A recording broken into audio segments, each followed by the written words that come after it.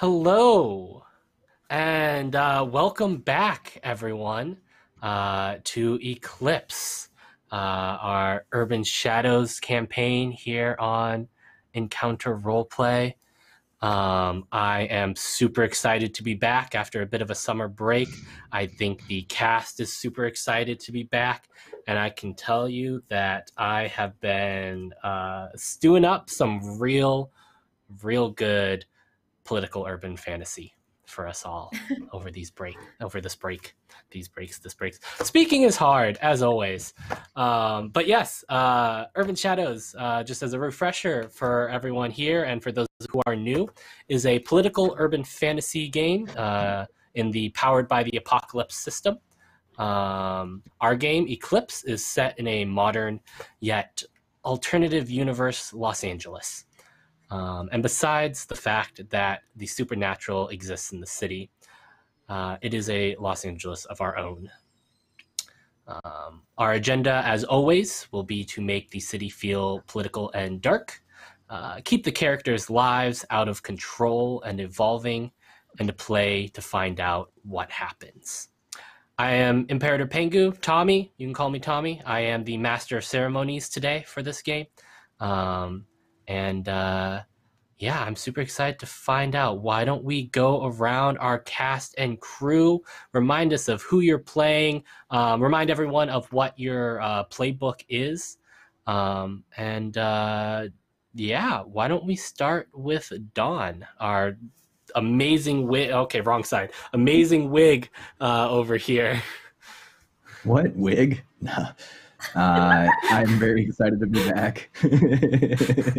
I really miss this game a lot. I love playing with these people, and we had a lot of fun with the beginning of the campaign, and now we get to make a movie. I'm super pumped about it.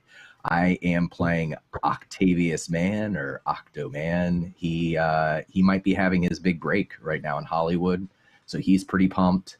And I am playing the Vessel as my playbook. Awesome. Moving right along to Ray. Oh, hey, I'm Ray. I'm with a brick, and I play Ida June, who is the Oracle. I'm really excited that I have another job, and I'm gonna make some more money. And I don't really know Joe. I don't know him very well, but I kind of know him. He hooks me up with some really cool stuff sometimes, but he's never really asked me for a favor like this, so I'm genuinely kind of interested to see where this goes today. But yeah, I'm excited to be back. Speaking of the money, Josh. That's an ominous way of introducing me, but it's fine. I am the philanthropist, all-round charitable individual known as Auden Thornhart, CEO of Eden Corporation, who are banking and financing a young indie developer in a selfless attempt to bring some spirit to Los Angeles. Yeah, totally not skeezed out by that at all. Totally legitimate. One person who is totally legitimate, Lydia. Thank you, Tommy. I also think you're totally legit. I'm Lydia. You can find me on Twitter at Lydia Heels. I'm playing Juniper. She is sometimes an Uber driver, sometimes a bartender, sometimes a barista. I'm probably going to start delivering here for like Postmates or something soon, just, wherever she can get an in, maybe make some tips. It doesn't matter. She saw someone flayed open recently. I don't know. She doesn't feel great about that. I can't wait to figure out more. The playbook I'm playing is The Aware, and I'm super excited to be back. I've missed all of you so much. And we have missed you. Our wonderful Charlie, who makes everything happen here. who doesn't know where the mute button is, despite having been doing this for a week. It's premieres week, everyone. I'm super excited to be back here in Encounter Roleplay and back with our good friends here, the Friday Night Frights crew and Eclipse. I'm in love with our version of LA. It's hell. The traffic sucks. Everything's on fire. My friend lies to me. We're working for the man. We're working against the man. And we're making a movie. It's everything. And we're going to the Playboy Mansion, everyone. That's what I heard. I heard we're going to the Playboy Mansion. I am playing Cassie Adele, who is a hunter. And she actually, at the end of last session, unlocked an advance. So I am actually going to choose that right now, live on air. And I am actually going to take... I'm going to take a bump to my blood, I think. I think I feel the need to really help me in all of this dodgy fighting the darkness. And that's going to take me all the way up to 3, which is the maximum you can have at this stage. So I have 3 blood, fam. I'm very excited. I think that's it for Cassie. All right. And of course, our 90s music video man right now, Trav.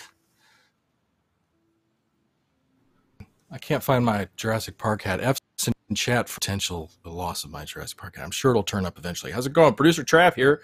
Very excited to hear playing J. Francis Rebane, Joe to his friends. Been directing since the college in the late 70s, and IMDb includes credits of directing My Teacher's an Alien, based on the classic YA novel, and Too Much Coffee Man. And I'd like to think that Paul Giamatti played Too Much Espresso Man in the adaptation of Too Much Coffee Man. Also, he inherited a massive collection of film and television memorabilia from a dead movie star, now deceased movie star. She wasn't dead at the time, but they were close friends. And now, so I'm the archivist, I think, or scholar, archivist, collector. He keeps a lot of stuff. Scholar. Did I get it? I gotta get my sea legs. It's been a couple of weeks, so I'm very glad to be here. Let's kick some ass. Yep. I am excited to see you all kick some ass and try not to get your asses kicked by the city, which is a very real thing here. Before we begin, we would like to shout out to our sponsors. First of all, Mage Hand Press is currently running a Kickstarter for their Dark Matter starter kit.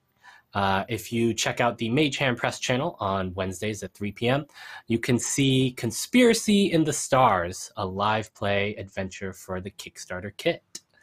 After that, come right back on over here on Wednesdays at 6 p.m. Eastern, when in kind of roleplay, we'll be running Helmgas Modern Horror Tabletop RPG Cult Divinity Lost. They are exploring the horror in Japan, and let me tell you, Japan knows how to do horror. And I know firsthand how well Cult brings horror to life. Try not to get your arms eaten off. We'd also like to thank Modifius, who brings us a wide range of tabletop RPGs, including Star Trek Adventures, Tales from the Loop, one of my personal favorites, and Dishonored. Okay, now I'm going to assume that that's a Klingon word, and I have no idea how to pronounce it. Sorry, everyone. Kapla. Okay, Kapla. That's the word. I'm sorry. I'm not really a Trekkie. I've seen some of the movies. I've seen like some of the original series, but I'm not a major Trekkie. But I do think that you should be here on Thursdays at 6 p.m. Eastern to join our Klingon crew as they explore the galaxy, explore parts unknown. It's something like that. To explore something unknown, I think, is the motto. I am absolutely Anna. Today is a good day to roll dice, and we stand by that here on Encounter Roleplay. Whether you boldly go with Star Trek and the Klingons, or you stay here and come to LA. And finally, a shout out to World Anvil, where audiences can find additional information on a number of the shows featured on this season. Keep an eye out on the Friday Night Frights Twitter feed, as well as our Eclipse World Anvil, where you will be seeing some interesting information about the characters, about the Eclipse World of LA coming out very soon here. World Anvil, perfect for writers, world builders, GMs, and players. And finally, before we get into everything, check out the donations below. We've got a lot of awesome options. You can help or hinder the players in this game, add some truths to the world, give interesting little bits of help all around. Crits, just for information below, are rerolls in this system. Just because there is a sliding scale of success within the Powered by the Apocalypse systems. Other than that, if you are new here, I think you'll be fine jumping right in, but you can go and check out what's happened before over on the Encounter Roleplay YouTube. Finally, I'd like to remind our audience that to take care of yourselves first. While this is make-believe, this is fantasy played out in our heads and between us, the subjects this is an urban fantasy game, and there will be times where some of the subjects and stuff that happens in here feels very much real. It is totally okay to step away from the computer. We have an open door policy here, and we will be here when you're ready to rejoin us. If I can interrupt just briefly, Tommy, I want to say thank you to both Kitchen and Kai Hawkeye, who donated to give us big crits, which means everyone on screen got extra dice. I've already thrown them up there. That's why we now have like 4 or 5 of these things. And so, Tommy, I ask you, please, make us use them. Challenge us. That's the plan. Refuse to let us roll like garbage. Make us roll like garbage. Yes, I am certainly looking forward to seeing what the rolls bring us today. And I just wanted to throw a heads up. I know, something we had thrown a poll out a while back on our Friday Night Frights Twitter feed that you helped us decide who was going to be making what faction of the Urban Shadows world was going to be making a big move this week, and that was concluded with the Night faction. So we will be seeing what happens today and what the Knight is up to. So why don't we jump back into game with just a brief recap for everyone here and for the audience.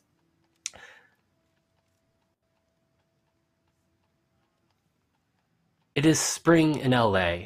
There is a major mayoral election coming up soon, and things are uneasy in LA.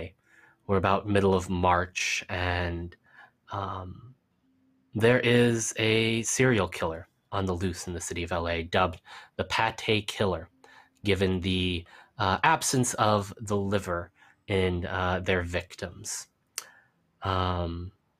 Each of our cast members here is a member of a faction, and they've been going about their lives. Auden is financing a movie that Joe Francis Rebane is set to produce and direct, with the starring role given to one Octo Man. Cassie is is following leads, and alongside Juniper witnessed the aftermath of one of the victims of the Pate Killer, in which they were promptly attacked by some strange hellish spirit. And Ida's been seeing visions of fire and destruction and chaos in LA.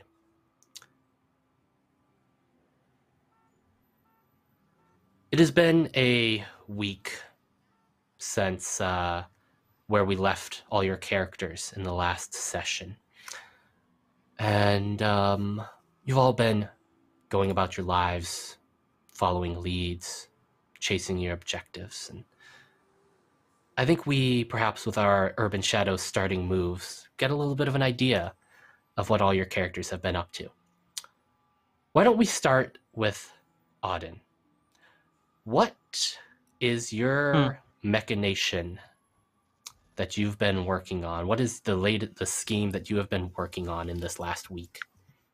My latest scheme has been putting some pressure on certain individuals. I'm in the process of ensuring that we're not going to run into any road bumps. Nothing's going to slow this movie down.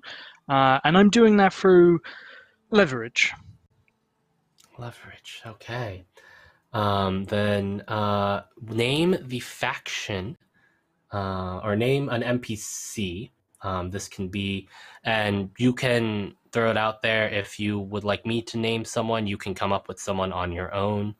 What is it? They will owe you a debt that can never be repaid. If you roll well enough.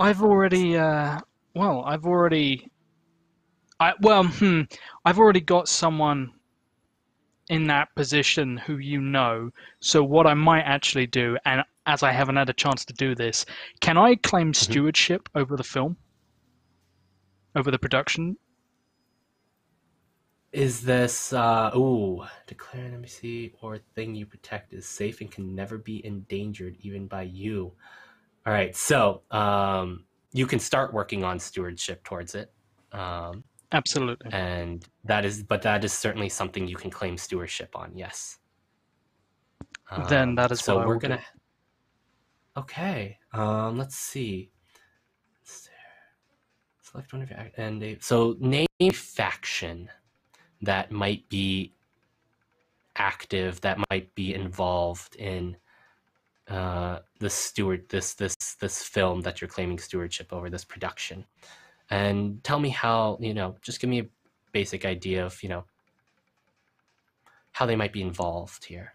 I think because of the interesting route that Joe has decided to go with regards to recruitment, I think what he's done is he's reached out to some friends to ensure that there will be shelter and accommodation, probably like emergency relief styling of tents, food, catering trucks that are going to be set up in the poorer parts of the city where Joe is looking to do some recruiting that I've heard about.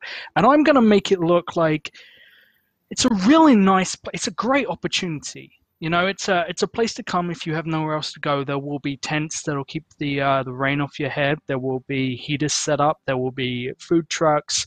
It's a huge charitable move, but it also helps us secure some leverage and some friends with the homeless community that Joe is intrinsic on getting involved in this project. All right. So is this mortality that you're trying to? So remember, this is a faction that you're going to be marking for your thing. So you may want to play towards one of the ones you haven't marked yet. I think I'm unmarked on everything at the moment, so I'm gonna say mortality. Yeah. Okay. All right. So this is mortality. Then please roll with mortality, whatever your mortality score is. Here we go. Roll with. That is a 10. That is a 10. What a way to kick off this session. On a 10 plus, your plotting pays off. Take a debt on someone in that faction, or use a useful piece of information, your choice. Can I immediately cash that debt in, like to make this part of like me securing some like tents and accommodation for our soon-to-be stars? Certainly. We could do that. Yes.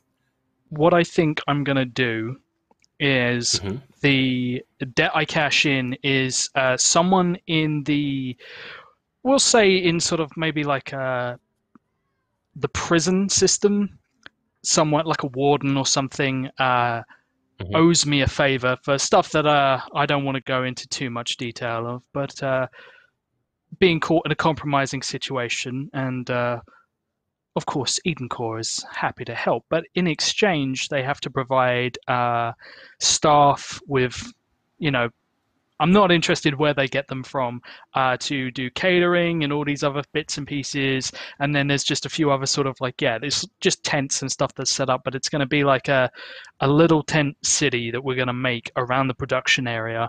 And hope, yeah. And then I guess Juniper will be recruiting and that, like, I'm kind of just doing what I can. I'm not really interested in how they're getting it done. I'm just providing a grand contribution and then expecting Joe to come up with all the answers. All right. So you've got a warden on your roll call for catering and stuff. Awesome. And I will note that you have a 10+ towards your stewardship scheme. It's not quite finished yet, but you are well on your way to doing so. Besides that, has Auden been up to anything in particular in the last week?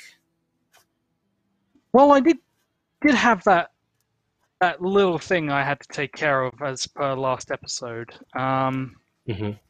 So yeah, there is an individual that I need dealt with in a specific way. And I previously briefly mentioned I wanted to do something a little specific with that. So I'd be looking to see if there's any payoff from that. Okay. There hasn't.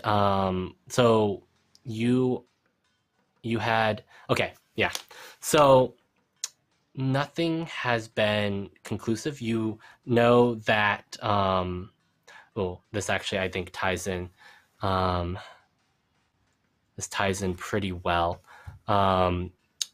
with sort of your move here, I think. So you had asked someone to sort of tail the body and figure out where it was being taken, because you knew the bodies weren't being taken to the local police morgues. I'm just looking up one bit of information here. You know that the bodies are being picked up by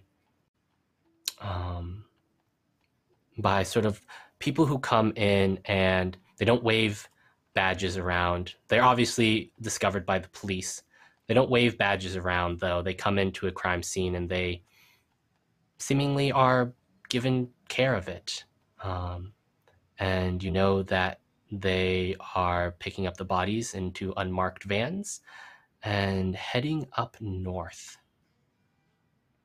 And that's about what you get during this week. Okay. So that is just begin to sort of put some feelers out to see if I can snag anything else on that. But other than that, I imagine Joe's kept me kind of busy with demands. Of course. Why don't we move on to another character here? Cassie.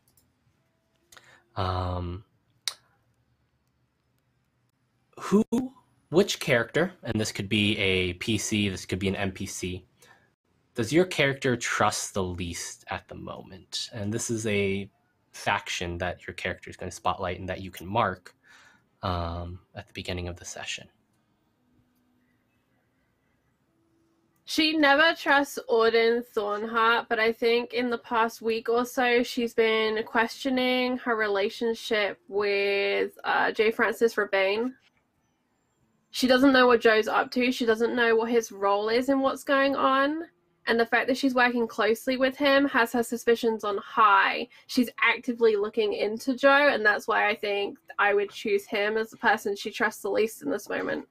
Because until she has some Okay. answers, she's not trusting him. All right. Mark mortality then. And tell me about a rumor or conflict you've heard about the mortality faction.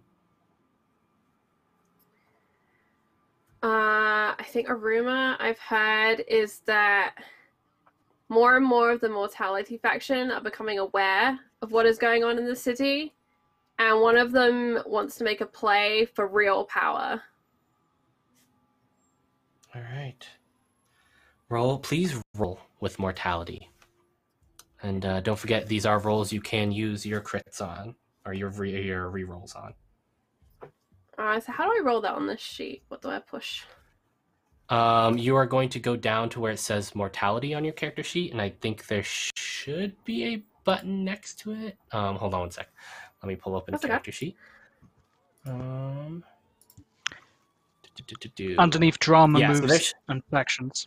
Yeah, session intro. It says beneath where it says like wild, and then there's roll, and then you can choose mortality, and then just click the one next to session intro there. Ah, perfect. 7, partial success. 7. New partial character success. sheets, everyone. It's very exciting. Yep. Moving everything over to roll 20. On 7 to 9, you are neck deep in it. You owe someone in that faction a debt, and someone in that faction owes a debt to you. Ooh. Okay, that's a good one. Why don't we look at who's in mortality and who might owe you something? Ooh, okay. So, and you're part of mortality, right? I am. All right. So you are aware of a couple facts within mortality. You are aware that the opponent for the incumbent mayor, the up-and-coming sort of rising star of the city council, who's challenging the current incumbent and longtime incumbent, Shion Park. She is someone that is aware of things, the state of things in LA. What you are also aware of is that there is sort of a power-based faction within mortality of people who are aware, people who are hunters like you, who are long-time veterans of sort of being aware of things. And they're known as the outliers. You know a particular outlier because he is a bit of a hunter like you, and he's asked you for help on a job before. He's asked you for help during this week.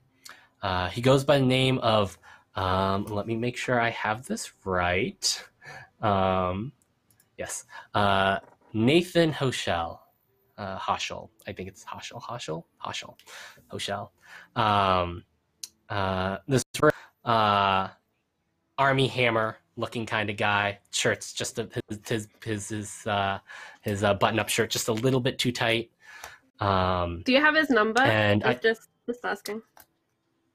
Who Army Hammer's number or Nathan? Oh, I mean, Army Hammer wants to come play on Encounter Roleplay. I'm down. But you know that he's involved with the outliers. You're not entirely sure, but essentially you owe each other a debt for some of the work you've done together before. So, has Cassie been following any sort of her leads recently? I think she spent a couple of days trying to backtrack the messages she was getting through her service. It was really frustrating her that someone was clearly watching her and people she knows, and she couldn't figure out who it was.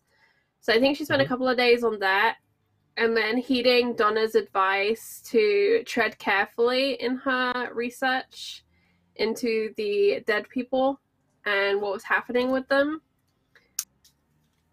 And as such, kind of keeping low to the ground while doing various Google searches on the names. And I think she started on a rudimentary murder board. She always has a murder board on the go, but I think this is a new one that she's got. And it's on one of her kitchen cabinet doors.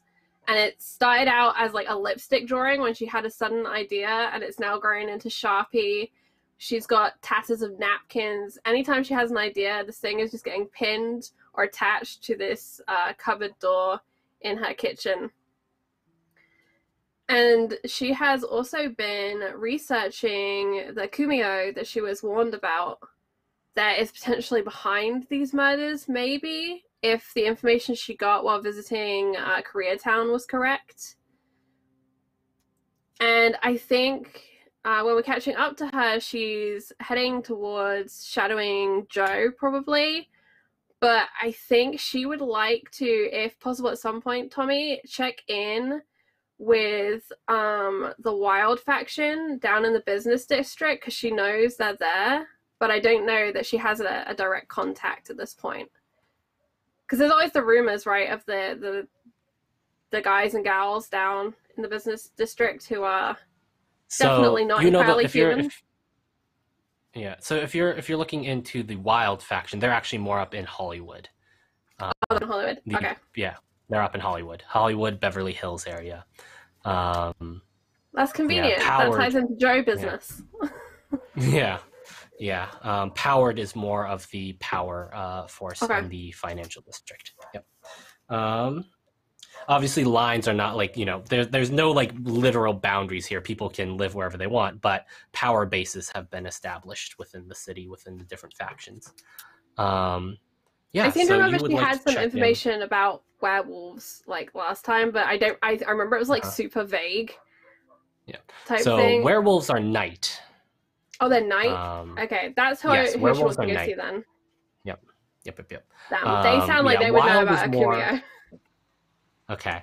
Yeah, so Wild is more the things that don't fit in with any of the other factions, really. Night is really the things that sort of go bump in the night. Mortality is obviously those who are still mortal and unpowered. And powered is people who were mortals who gained powers, such as wizards and holy people and the such. And you are familiar with Night because you live in a part of town. You live in East Los Angeles, in an area of East Los Angeles, in sort of the Boyle Heights area, and you know that the Boyle Heights wolf pack is the largest wolf pack, both in LA and sort of in Southern California as a whole, perhaps on the Pacific Coast as a whole as well.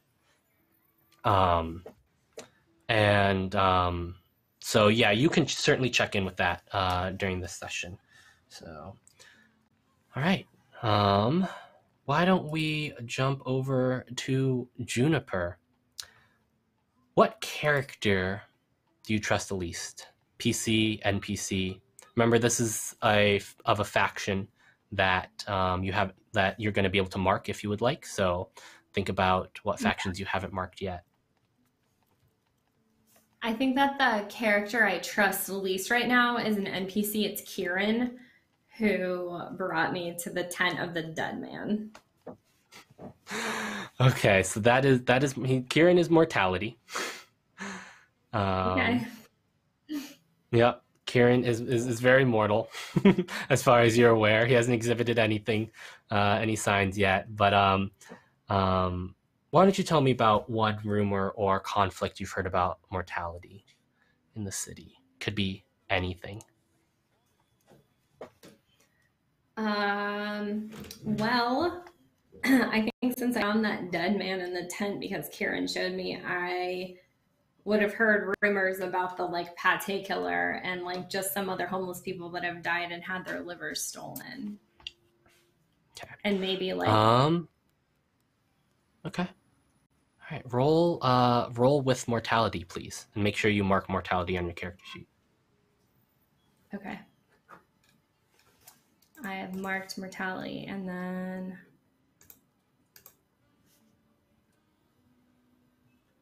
how do I just roll mortality on my character sheet?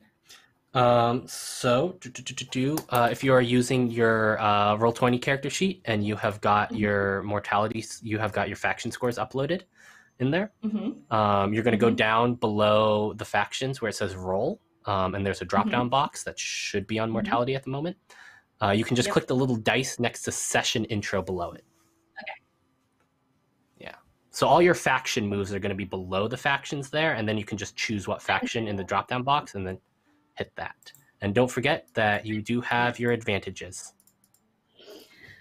Does that let me re-roll? That does, yeah, that does let you re-roll. You have to take the new re-roll score. I'm going to use one, and I'm going to re-roll because I missed. All right. It's probably a good idea. Yay! Oh, that is much better. On a 10 plus, you are prepared for the conflict you laid out, although this isn't a conflict per se, but you get more information, or you get more preparedness for what's coming.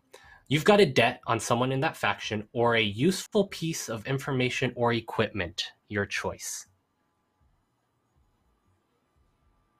Useful piece of information or equipment. Mm-hmm. Or a debt on an NPC. Or someone in that faction. Could be a PC.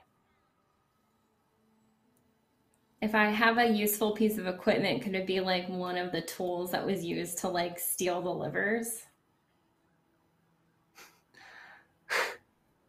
You could have something that could help you steal livers, yes. Like something I found. Like something you Or maybe found. got left in my Uber and could help me trace back to who was in my Uber that had it. All right, this sounds more like a bit of useful information, I would say, than an actual piece of equipment. All right. Yeah, I mean, I don't really need a scalpel per se. Yeah. So you would know from and you were sort of witness to Ida and Cassie's conversation for a little bit, but the livers weren't removed via surgical precision. They were removed almost like a wild animal had removed it. They had sort of like torn into the side and sort of perhaps with a bit more strength than certain wild animals, but essentially sort of like gotten through, like pulled back the ribs in that area. If my physiology is correct, right? My anatomy is correct. But there's some ribs. Okay, like right below the rib cage. But essentially, that you would need to. You would close need enough. to spread it. We're good. Yeah, and like some sort of wild animal had gotten to it. Useful piece of information. All right, I'm not going to tell you exactly what this useful piece of information leads to, but you hear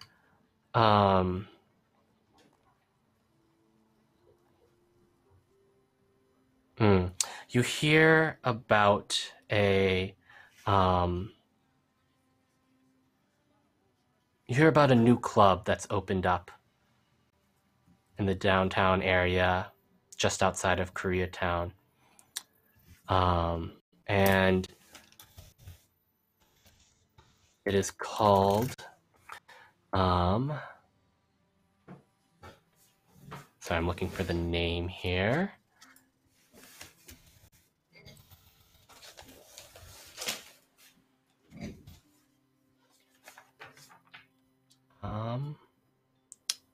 I cannot find where I wrote it down. But essentially, it is. We'll call it the. We'll call it Elysium. Elysium. Man, Elysium. that sounds trendy as fuck. It is super trendy. It's the hot new thing right now in LA. And there is rumors. And some of your rumors you've heard, you connect it here. This is sort of your connection here to your rumors, is that a number of people have perhaps gone missing in that area. It's really up to you to decide what you do with that bit of information. What has Juniper been up to for the last week? Life? Jobs? Oh man, like just picking up rides.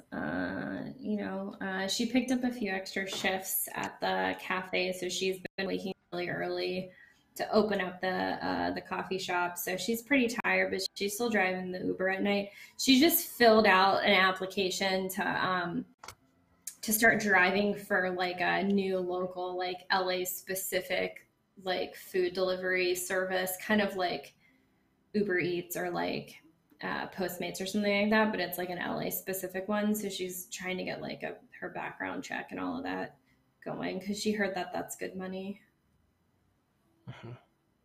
Very good. It's been an interesting week.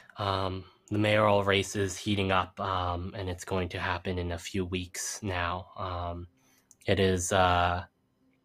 It's kind of one of those situations where no one's really sure quite who's going to win. There's like a 51% sort of poll that the incumbent, I believe Julian Cambero, is going to win, but that's one of those polls with like plus or minus 3% accuracy, which means, if it's minus a couple percent, the opponent, the up and coming councilwoman, Shion Park, could win. And then there's the fact that the city is kind of at the same time there's an apprehensiveness to the city, and you can notice it in your riders that the fact that the pate killer has not been caught yet is worrying people. And so there's just this sort of low-level underlying bit of uneasiness that you've noticed in the city. Okay. Right. Ida, if you are around, I think. Yep, there you go. Welcome back. I'm still here. I was eating sun chips. Yeah. I'm so sorry. No, totally understandable. Still here. What's up? Let's go. What character do you trust the least? PC, NPC? Right now, I think she has some distrust in Ursula. I think between everything that's going on, and this is, I already have power marked, obviously, but this is just something that, like, between what she's talked to Cassie about and what she's seen and kind of the premonition she's getting, a lot of it has to do with the power faction, and not even just Auden, but just power in general. So I think there's a little bit of distrust because she feels like Ursula isn't telling her everything she really needs to know. So she's kind of playing that line of like, I work for you and I respect you, but there's that wavering sort of distrust that's kind of taken a hold with Ida. Just enough. Okay. Just enough. All right. Name a rumor or conflict that you've heard about power.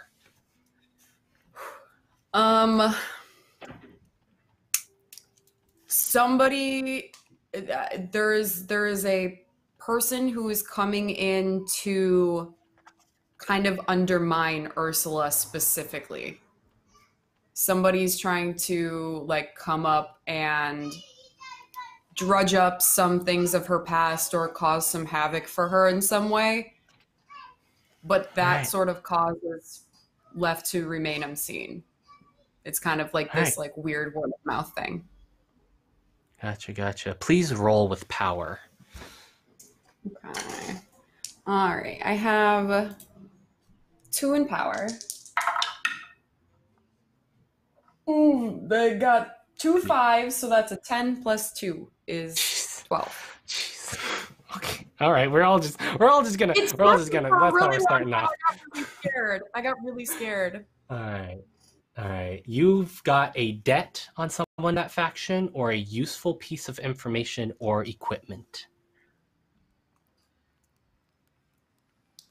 I don't know if this is something that I would not have, but if I would not have it, I feel I swiped some sort of key card for the building that Ursula works in, like that I kind of like contract my work through Ursula through.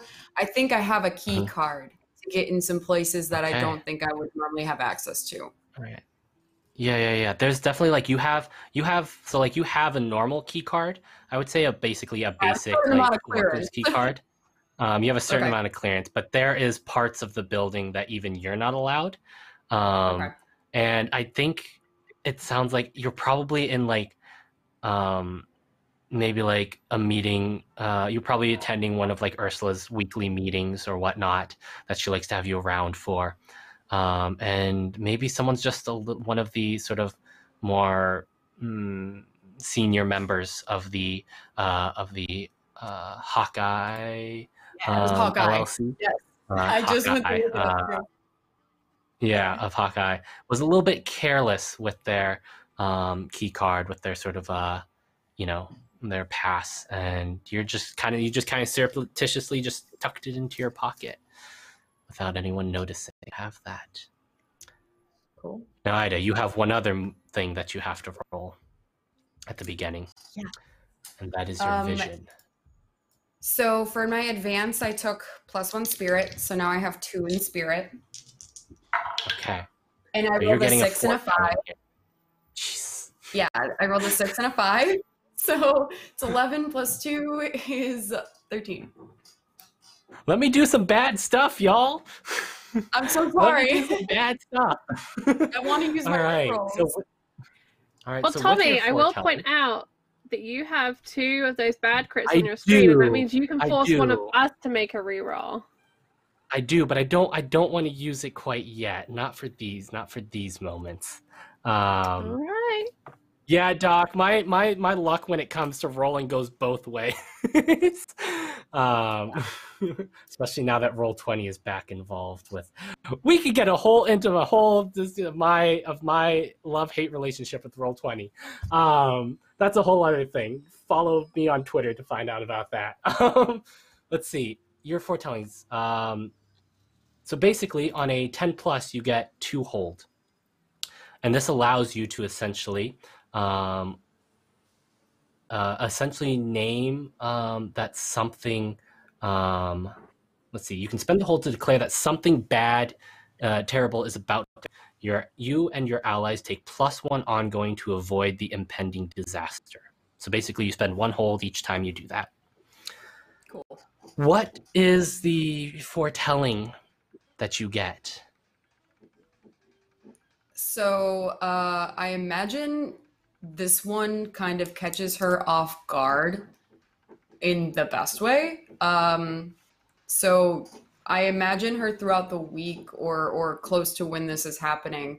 She's like sitting at home reading through her grimoires and like picking books off of her shelf and rearranging the stacks of importance that she has around of all the books she's been reading. But when it fades into the vision, when she kind of like has that moment, it's the same sort of color scheme that the rest of them have been. It's those like oranges and really dark reds and yellows, and the entire environment kind of looks like when you're standing on a desert and it's super hazy in the distance, and it's just got this weird like ethereal sway to it. And it's the scene, like the setting of the movie. It's like the first day of the movie. All the trailers are there. There's people like setting up tents and stuff, like going about daily business. But it looks like they're all like singed. Like from body up, there's this gradient of like orange to red to black and ash at their feet. However, like in the far distance, there is this kind of like white pocket hole. There's this white spot of this soft glowing, just white pulsing glow light that she sees. And I think she just kind of walks through the scene, like the setting on the movie, and tries to get as close to this white light as she can. And as soon as she thinks she's close enough, she kind of like tries to palm it. And as she palms it, it grows and envelops her. And then she's back in her chair, in her personal library. If I can just interject sort of like one, just to give it a little bit more detail that I think as a player you're not aware of. This first shooting, it's taking place in a large cemetery, an old cemetery. And the light you see, you're not quite able to make out exactly what it is, but it looks like the statue of an angel. and that is part of your vision. And I'd like to shout out, welcome to all the raiders. We're playing a little bit of Urban Shadows here, some urban political fantasy. Hope you enjoy your stay. So, you have this vision, and you see this cemetery where everyone seems singed, almost seemingly corpse-like to a degree. And it just leaves you with an uneasy, foreboding feeling that you probably carry throughout after you see that. Has Ida been up to anything else during this week? Yes, she has. I actually have notes today. She would be reading a lot. She would be kind of going over that vision she had with Cassie about trying to figure out what that entity was. But I think her focus is on trying to see if Dario Stevens had any connection with the warehouse. Okay. Trying So you're going to be, so essentially you're following up on that. Yes. Yeah. I'm trying to either talk to my connection or read some books or try to figure out, since he's a person of power, if I can use that key card to get access to any files, whatever I can try to drudge up on my own without asking too many people, because I don't want many people knowing what she's doing. So Google searches or whatever. I think she's just trying to research as much information about him. Yeah, I would say that she's trying to research about Dario. All right. So you don't get any sort of like hard sort of like progress check. We'll have you sort of deal with that later in game. But I mean, you get information. He was actually once and I mean, he was a long time ago, before you sort of came into the picture, business partners with Ursula. They sort of founded Hawkeye, the Hawkeye, I think it's LLC, if I remember correctly off the top of my head, together. Yeah, Capital LLC. Hawkeye Capital LLC, sort of an investing firm, investment firm. And he was kind of shoved out of power through, through boardroom politics. And no one's really quite sure what happened to him after that. And that's essentially where you get with that. Cool. Going across to a different part of LA, a more hilly and down to the beach area. Octo, what character do you trust the least? It's probably my second best friend, who's a very famous actor. Like, I need him to be in this movie, but I'm worried, like, if he signs for the movie, is he just going to take my part? Because, I'm just getting started in this journey, but he's further along.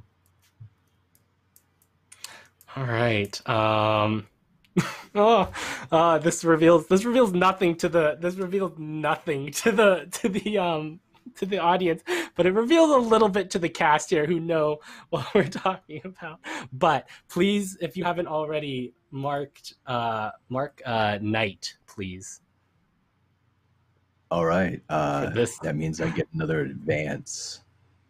Oh, nice. So you hit another advance. So you can choose that whenever you want. It can be now, it can be later in the heat of a moment, and clear out your tracker there so you can start tracking again. Please give me a rumor or conflict you've heard about involving the Knight faction. Yeah, so the weird thing is, it's been a busy week, and when I'm hitting the streets and, talking to my peeps, one of the things that keeps coming up is that a lot of my friends, they're worried because some people have been going missing on the streets late at night, and they're worried about me too. And I think that I've probably heard a couple of warnings about maybe somebody to avoid.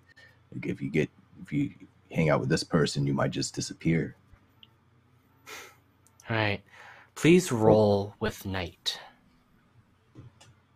Sorry, were you gonna say something there? No. No, okay. Nothing of All right. importance. All right. Please roll with night. Ooh. Yeah. Would you like to use Nice. one of I'm your gonna use a rerolls? reroll.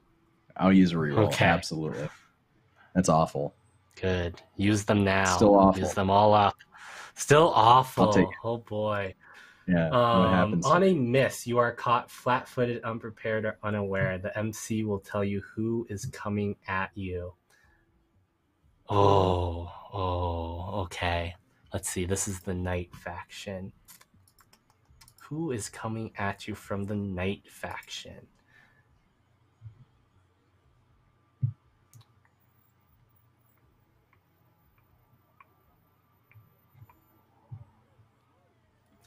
Oh, so Octo is a vessel, correct? Yeah, he is. He is a vessel. And describe exactly for our cast, for our audience, like what it means to be a vessel, like what entails becoming a vessel. So do you want like the specifics of what it means for Octo? This is just a bit of a general, because you're not exactly a natural living being, exactly. So Octo is not a person. Octo is 8 people stitched together for reasons. Those 8 people, I can't imagine that their souls are exactly very happy with how their lives ended. And perhaps you've heard whispers at night, perhaps a bit of haunting. I want my body back. Give it back. Let me leave.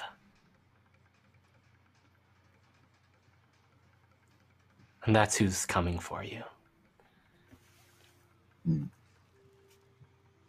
I think Octo's slowly becoming more aware of what he is, slowly, and he deals with this by throwing himself into his other projects, his other work, like hanging out with Joe, getting stoned, as though that somehow would get rid of the voice.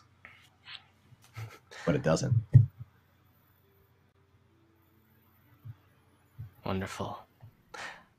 Besides that, what have you been up to this week as you get prepared for production, which will be happening soon, and you've got your lead role to prepare for?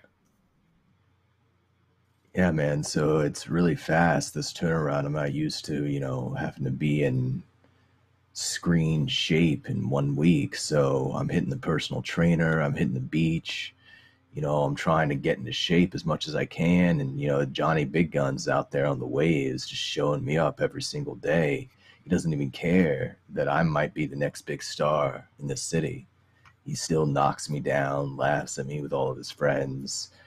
And I think, at night when I'm not working out, I'm hitting the streets. I'm trying to get like some of that new protein powder that I've been hearing some of the guys talk about. They're like, they'll fast track me. And, I don't want to go to my patron. I want to go to Mandy and tell her that I got cast in this role. So like, I'm trying to tell it to everybody else. And I hope, through osmosis, she'll just figure it out. And then she'll tell me I'm doing a good job.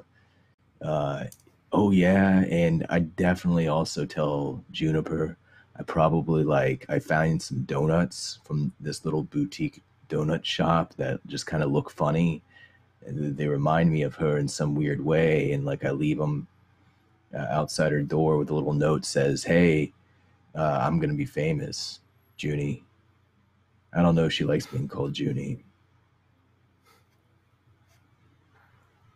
I don't know. Does Juniper remember Octo? God, no. Juniper, this is great. I just love that Juniper does not know who this is actually from. Like you have met, but Juniper just doesn't. He didn't sign his remember who name Octo either. is. He just assumes that she'll know. She'll remember it. I'm just like, I love this. donuts.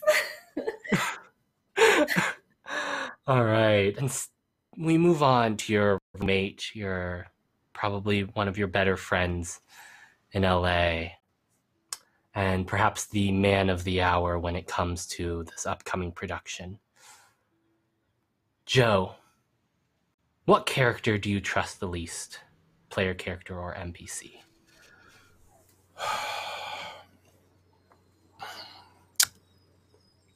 I think that Joe trusts Octo the least because somewhere secretly he's nervous that he's got the chops to take on the role of E, the troubled, anguished protagonist of Eyes of the Fire by E. Streebeck. I think that it's one of those things where, look, I love him. I think he can do it, but he's got to get into the pocket, and he's got to pull it right out of his soul.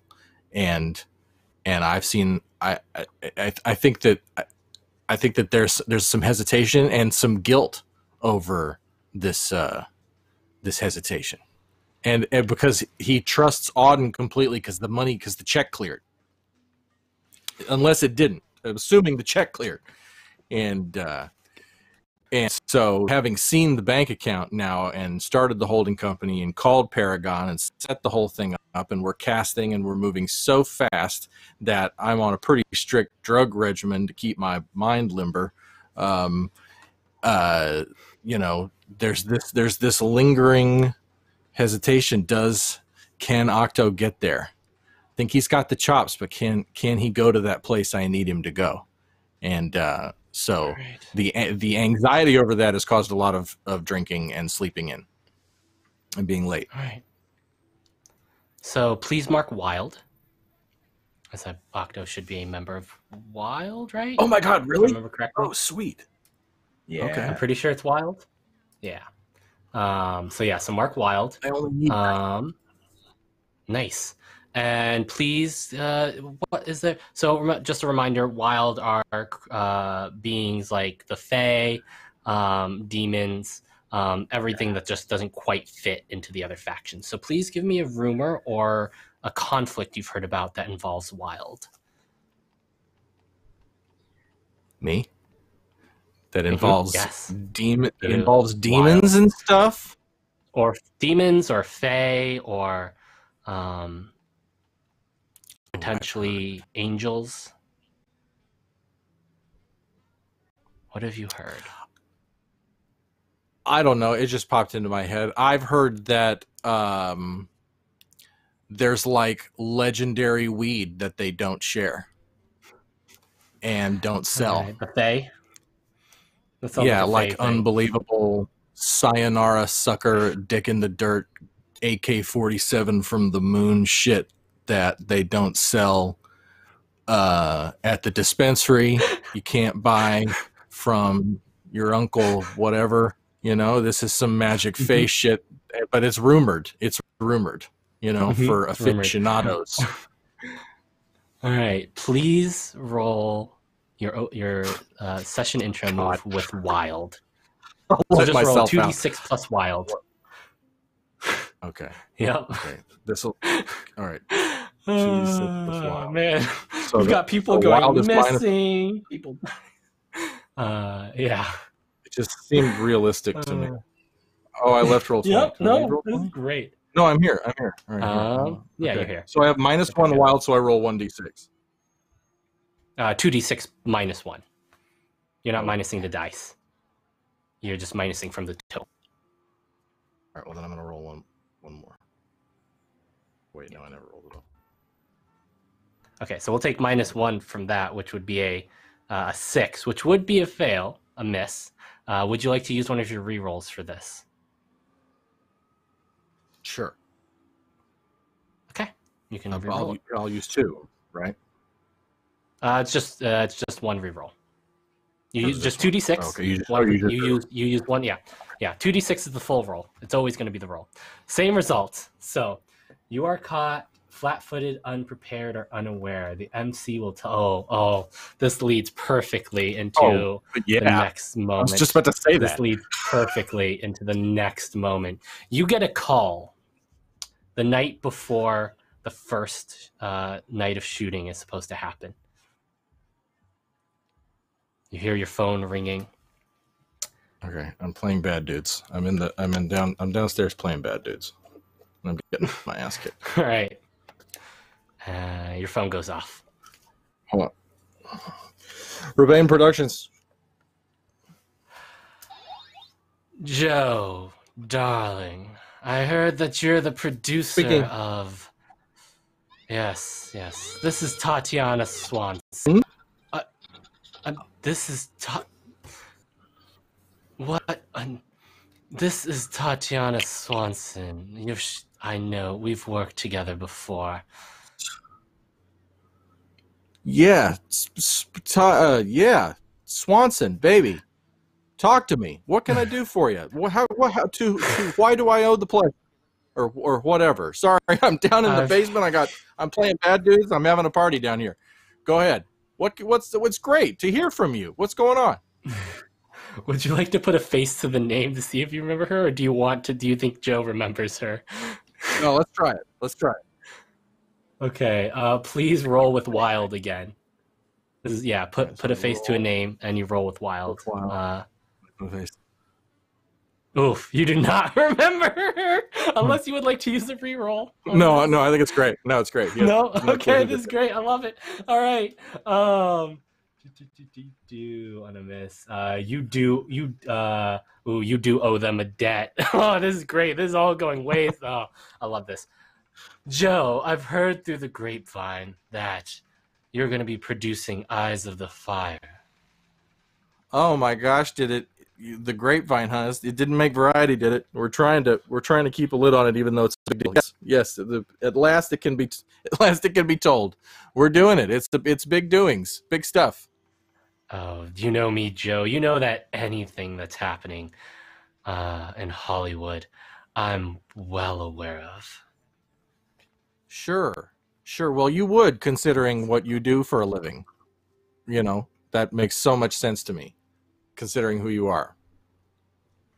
Just everything. That makes total sense. Joe, how high are you right now?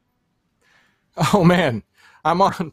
Well, I talked to one of those. I've got some special, something that's Girl Scout cookies, Samoas, something, and I got it's called Thanos Quest. It's pretty exciting. I don't know. It's got stones on it, 6 stones on it. I don't know. It's weird. I'm having fun. I'm playing arcade games. I'm making a movie. I'm living the dream. Well, your production's about to get a whole lot better because I'm quite interested in a role that you've got. And I'm going to play it. Oh my gosh. Well, I admire confidence, of course. What director worth his salt doesn't? Well, yeah, okay. Well, we're casting this week. I'm in casting Wednesday, Thursday, Friday. I won't be going through. Sorry. I won't be going through casting. You owe me, Joe, and I'm calling it in. Besides, this is a great boon for you. Having the hottest actress on the strip working on your film. I think this benefits you more than it benefits me. Sure. Which the Sunset Strip is the strip that you're. Of course, I'm just funning you. Well, this is going to be amazing. I think I know just the part. Or did you have something in mind? Are you familiar with the material? I guess you've actually read. Have you read the book? I'm looking at the copy. I'm looking at that Netflix copy that Oh, it's not good, Oh no, Joe. that's I not really what we're hope you have shooting. something Yeah, better. no.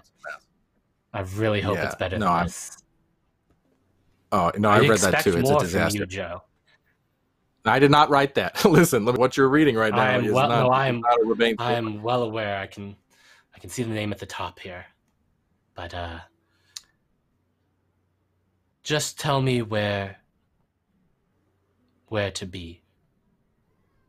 Where to be? Well, we're still getting the production schedule all hammered out. We're still crewing up, actually moving so fast, but we're gonna have it. Listen, it's not gonna be this week, but it's next week. We're gonna do like a table read type situation. We're gonna get together and just read it, and then we go right into. So let me. I'll text you back with the address. It's gonna be somewhere in the valley. I don't know, one of those, somebody's house or something. But then we go right into shooting, and we'll get you into costume. I'll need to get you fitted for.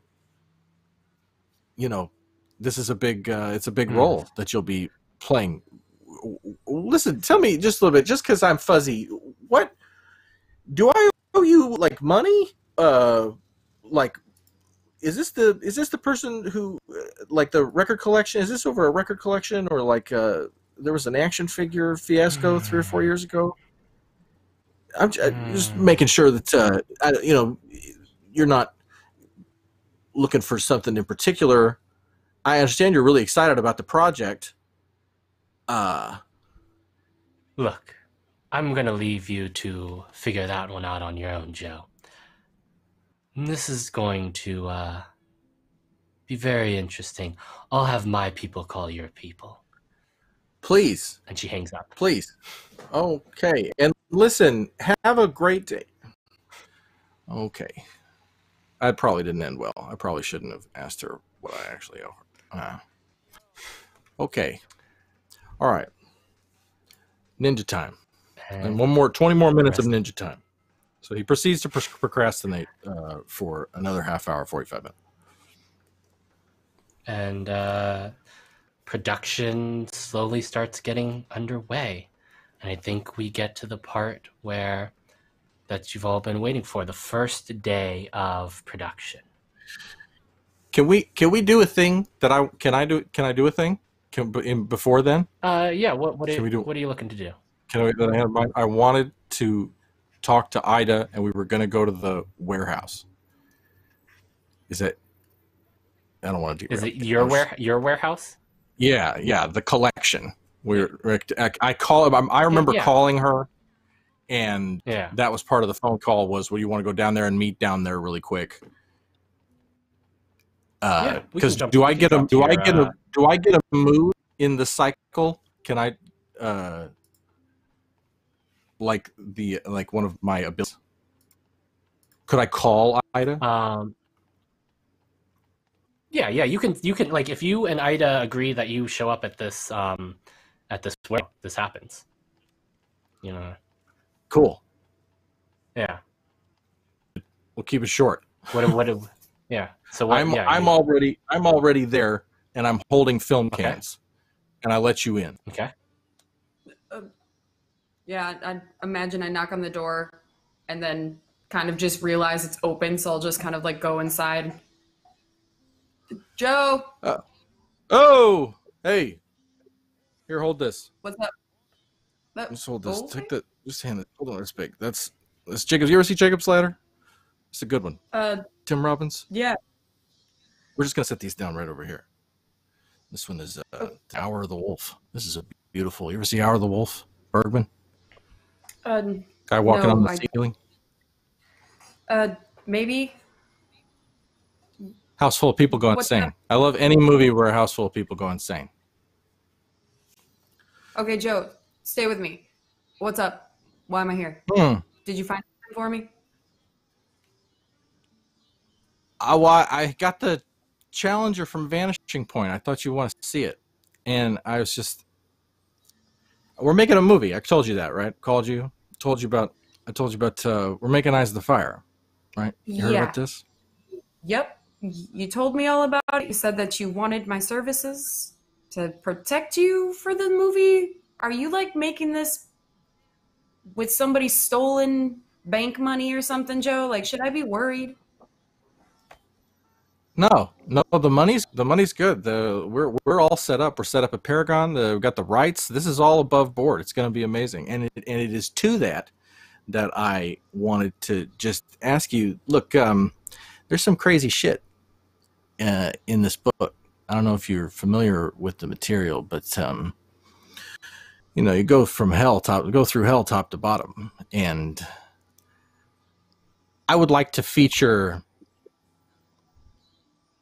a certain type of extra in the film, and things I can't just pick up the phone and get in central casting. You know what I mean? You're beating around the bush. Get to the point. What extras? Like those folks downtown with the they got the teeth. You know what I mean? They drink from empty glass, dine from empty plates. Joe, am I getting this straight? You want me to be your connection to get real vampires for this fucking movie you're making? Are you kidding? Really? Well, there's a lot going on. There's a nightclub scene. There's the scene with the Wrathful, where in the book it's just basically a shitload of people fighting, which is fine. But we've seen it. Return of the King, The Matrix, all the Matrix movies. How many times have you seen 100 guys fight another 100 guys? Seen it. What I'm envisioning is they move through a smoky nightclub full of the real deal. I want a safe set. I want an inclusive set. And if this means that some of our friends from the other side could join us that day, I'll get them the production schedule. I'm not just talking about, what we do in the shadows. I'm talking about what we do after we're dead, the restless. I don't know. You'd know better than I would. I want to I want the real thing, and I want to try to get the real thing showed up. And what I'm basically doing is, one of my things is to pursue the arcane through this. And so so he's trying to get the night faction to be in the movie through Ida. Okay. Yeah. I appreciate your authenticity and your inclusion and your bright, wild, absolutely fucking insane ideas. Joe, I appreciate it to the highest extent. But you're asking Thank you. to put actual real vampires in your film for what? Like, because follow my logic. Follow my logic here, Joe. Okay. Authenticity. Right. I get it. But your viewers... Cinema. But the viewers won't care, and they won't know, and nobody will probably die in the process if you just hire extras and make them look like the real deal. Like, and that's coming from somebody who likes authenticity, Joe. Like, I get it, but that's a huge undertaking, and I am only one person, and I don't really have the best connection with them. No. I'm not the That's a biggest bummer. fan, Alright. so I don't know if I'm the right person for that sort of job. Trust me, if I could do it, I would do it for you in a heartbeat, because I know that I'm getting paid to work with you. I get it, and I like to get paid. You know that. But I am not real close with most of the people in that area. I've got about one or two people I keep in contact with, and they tell me information, but that's all I know. Just I keep know your ears open. Just keep... Man, let me tell you something. Me too. And Uber drivers, I don't know what the deal is. If I had a nickel for every time I got completely fucking smashed and pitched an idea to an Uber driver, I could buy both of us a nice steak dinner. Here's the point. Just keep your ears open, okay? We're practically siblings at this point. I feel like we have a good working relationship, and you've got, you're going to be on set. You're going to take this journey with us. This is a memorable cinematic experience. We only pass this way once. You only make Eyes of the Fire by fucking Streebeck one time. This is good. Their skin will melt off their skulls, Ida, when we're done. It's gonna be puddles of eyeballs around their ankles. Come on. I hope so. I hope so for both of our sake. As long as I get paid, I don't give a shit what you make me do on set. Actually, I do care a lot about what you make me do on set. Don't make me do a lot. Okay. Have you seen Vanishing I'm Point? supposed to be protecting you, and that's about it. I sit there, I'll watch your ass.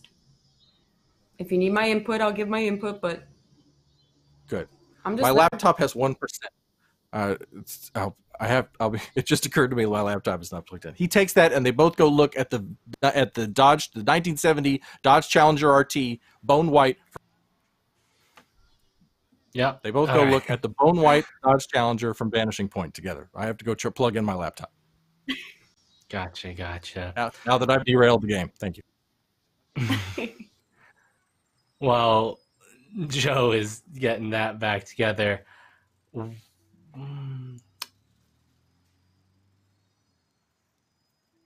I'm trying to decide if it's the While first our night. game is Joe, broken, Tommy. Yeah. I do want to shout out chat who got us to unlock our first retweet goal, which was a Bane or an additional reroll for a player of your choice. I believe we're on our way to that 30, which is going to be a very special viewer poll that you can live vote on. As soon as we unlock that, it's going to be tailored to the moment. Tommy has something cooking. I'm very excited. So if you haven't already, please do hit that retweet button. Thank you to Susanna Grace and Perception Studios for those raids a little while back, playing some Urban Shadows. We're just getting back into this campaign. We're at a new starting point, so it's a great time to join us. And apparently we're hiring vampires, real vampires, to star in a movie that is about a journey into hell with Octoman, the leading man, a man who has done no leading man work yet. It's going to be great. Thanks, Trav. Thanks, Tommy. All right. And we'll just wait for Joe to get his headphones back on there. Perfect. So it is the first night of filming and production. Things are getting fast-tracked. Auden has bankrolled just about everything possible to get this thing fast-tracked. And you're all going to be on location for one reason or another, whether you are overseeing your investment, protecting your employer, or you are what is happening here. And the first location that Joe has selected is a cemetery in the east side of Los Angeles. One that Cassie's probably familiar with because it's very close to near where you live. It's just a bit past Boyle Heights. And it is the Evergreen Cemetery, one of the oldest cemeteries on the West Coast. It is large, it is well established, and there are parts of it, expansion parts of it, that give you that sort of cookie cutter, same tombstone areas, but there are older parts of it that date back over 100 years. And parts of it where people were sort of just buried wherever. Their tombstones were handmade and hand-carved, and there's just sometimes you see the occasional grand tombstone, ones that rise above the others, one that's sort of modeled almost after the Washington Monument, kind of. It's this obelisk that rises up. And just occasionally you just see these large ones that often have statues atop of them. And you see large, like the large name sort of inscribed across the bottom. And it's an eerie, you go quickly from just the basic eeriness of just any cemetery to quickly to that old world, just this is a strange place eeriness. Vans pull up. What is it? Cast what is it called? Where the cast stays at times. I'm blanking Trailers? on the word. Cast trailers. Cast Trailers. Trailer park? trailers pull up, Yeah. and there is Yes. one trailer that pulls up that is. It is the works. It is larger than everyone else's. It is absolutely more, and seemingly, despite your attempts to push back her arrival into everything, boldly announces that one Tatiana Swanson is here. Regardless of whether or not you told her that this was actually happening tonight, and everyone's getting set up. And so just to remind the audience here, why is everyone ending up here? And Joe, you are the producer and director. And director. You obviously have Thank to be you. here. Yep, and director. Yep. Auden, overseeing your investment, probably. Making sure it goes off without a hitch. Ida and Cassie, you've both been hired by Joe to be on the lookout for strange things. Octo, you're the leading man. And Juniper, someone ordered Uber Eats to this location. I'm here to serve.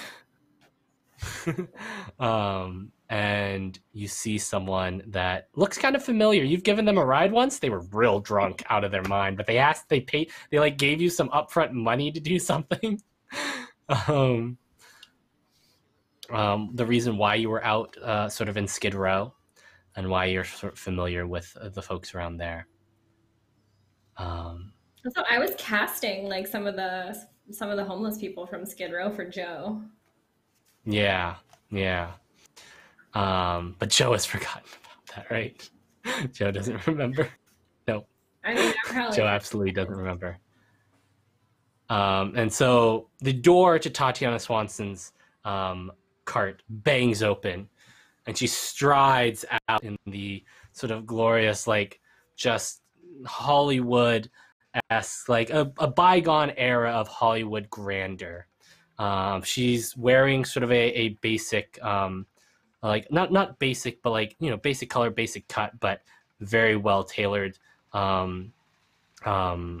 sort of blouse and skirt. And she's got one of those coats that you don't actually wear over your arms. You just kind of hang it over your shoulders, right? Hair done up.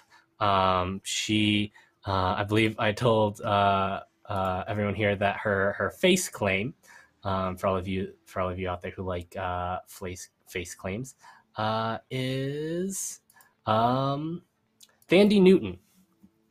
Thandie Newton, and just so absolutely, you know, gorgeous and well made up, and hair sort of up in sort of a sort of soft bun, and she says, "Oh, Joe, you certainly know how to pick the locations." Miss Swanson, a pleasure. Join us, won't you? And the rest of you who are around going about doing your business, some of you who are more up to date with pop culture. Joe, you really should know her. She is like if Angelina Jolie showed up at your set. like just that. Yeah, I think well he known. thought it was bullshit. I think he thought it was bullshit. And didn't Yeah. believe it, and now she's standing there. And Joe's been around movie stars before, so he's processing it well. But the subtext here is that this guy barely has his shit together, did not believe he was talking to, and now he's got Tatiana Swanson, and she's playing Virgil, right? That's the deal? Yep. Yeah, that's the deal. Yeah. Yeah. So she's the leading lady Yeah. in the whole piece, and it's a very nuanced part, and this is going to be awful because she's a showboat. She has a rep for being a pain in the ass, I'd imagine. she has a rep for being very particular, yes, and a little bit demanding. But she is a professional at the end of things. She is both. She's she started her career early, in her rocketed to fame. and since then she's still an A-list actress, but she also writes and produces quite a few works these days, and says, "Ah, well, I'm looking forward to whatever we're doing tonight, but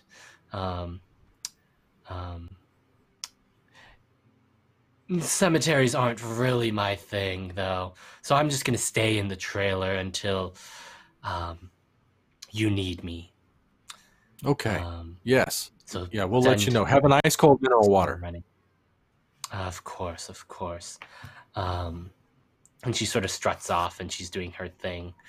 Joe, what is your what do you do once you get here? What are you directing? You're sort of at the front, sort of like the there's sort of a caretaker sort of office front gate area where there's a larger parking area, so that's probably where everyone's pulled up at the moment. And everything around immediately around here is that sort of cookie cutter cemetery plot, just white tombstones for the eye, as far as the eye can see at the moment. Nothing, it's modern. It's a modern cemetery in this section here. So what is Joe doing at this point? He's a pro, and he's been on a million sets, so you wouldn't know it, but he's having the 12-hour panic attack. This is quiet burn, oh shit moment. So he's talking real fast, he's walking really fast, he's moving all around, he's talking to people, he's probably getting in people's personal space a little too often, probably too much glad handing, too many slaps on the shoulder, and probably too much appreciation this early. Because he's having a little freak out. He's not a John Ford yell at everybody type. People like working with Joe maybe too. And this is a very simple scene, and so he's got to go talk to Octo before he talks to Tatiana to kind of get them into the space of it. After we light, first we got to light. All right. And I imagine you're going to go hunting for the right location to shoot after you talk to Octo. Right now, this is, I imagine, not what you're looking for. Right, we're unloading. If you want that. Get something to eat. This is actually a good talk to Octo now before I have to go show them. Maybe he'd like to go walk where I'm thinking of putting her, and we'll walk and talk because we're beating the light right now. We got to get moving. All right. The rest of you all know Joe, but you also see some familiar faces. Octo, you see Juniper there for some reason. Probably looking for whoever ordered. I don't know. What are you delivering? What kind of food are you delivering, Juniper? Oh, like Indian. All right. Octo, it smells like it's really strong, like like what I'm carrying through, and it's just like, my God, like just hurry up and drop this off. So I imagine that Octo has showed up like straight from the beach, and he's got like his swim trunks on. He's got his surfboard. He kind of like plants down, like leans it up against a tombstone. And he sees Juniper, and he like goes over to try to talk to her, but like he gets a whiff of that Indian food, and curry is like, he can't do it. He can't do it, man. And so he just kind of hangs back a bit, and like awkwardly is like, from like, I imagine like over top other people, he's like trying to wave to Juniper. Hello.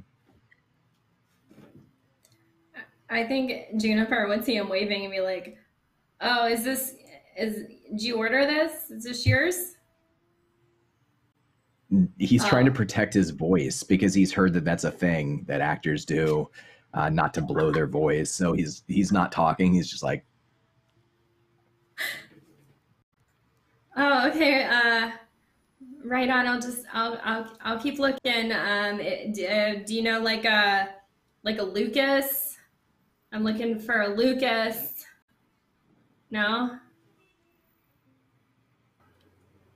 All right. That's cool. I like your swim trunks, man. Thanks. So I like walk over and looking for Octo, kind of like see Juniper.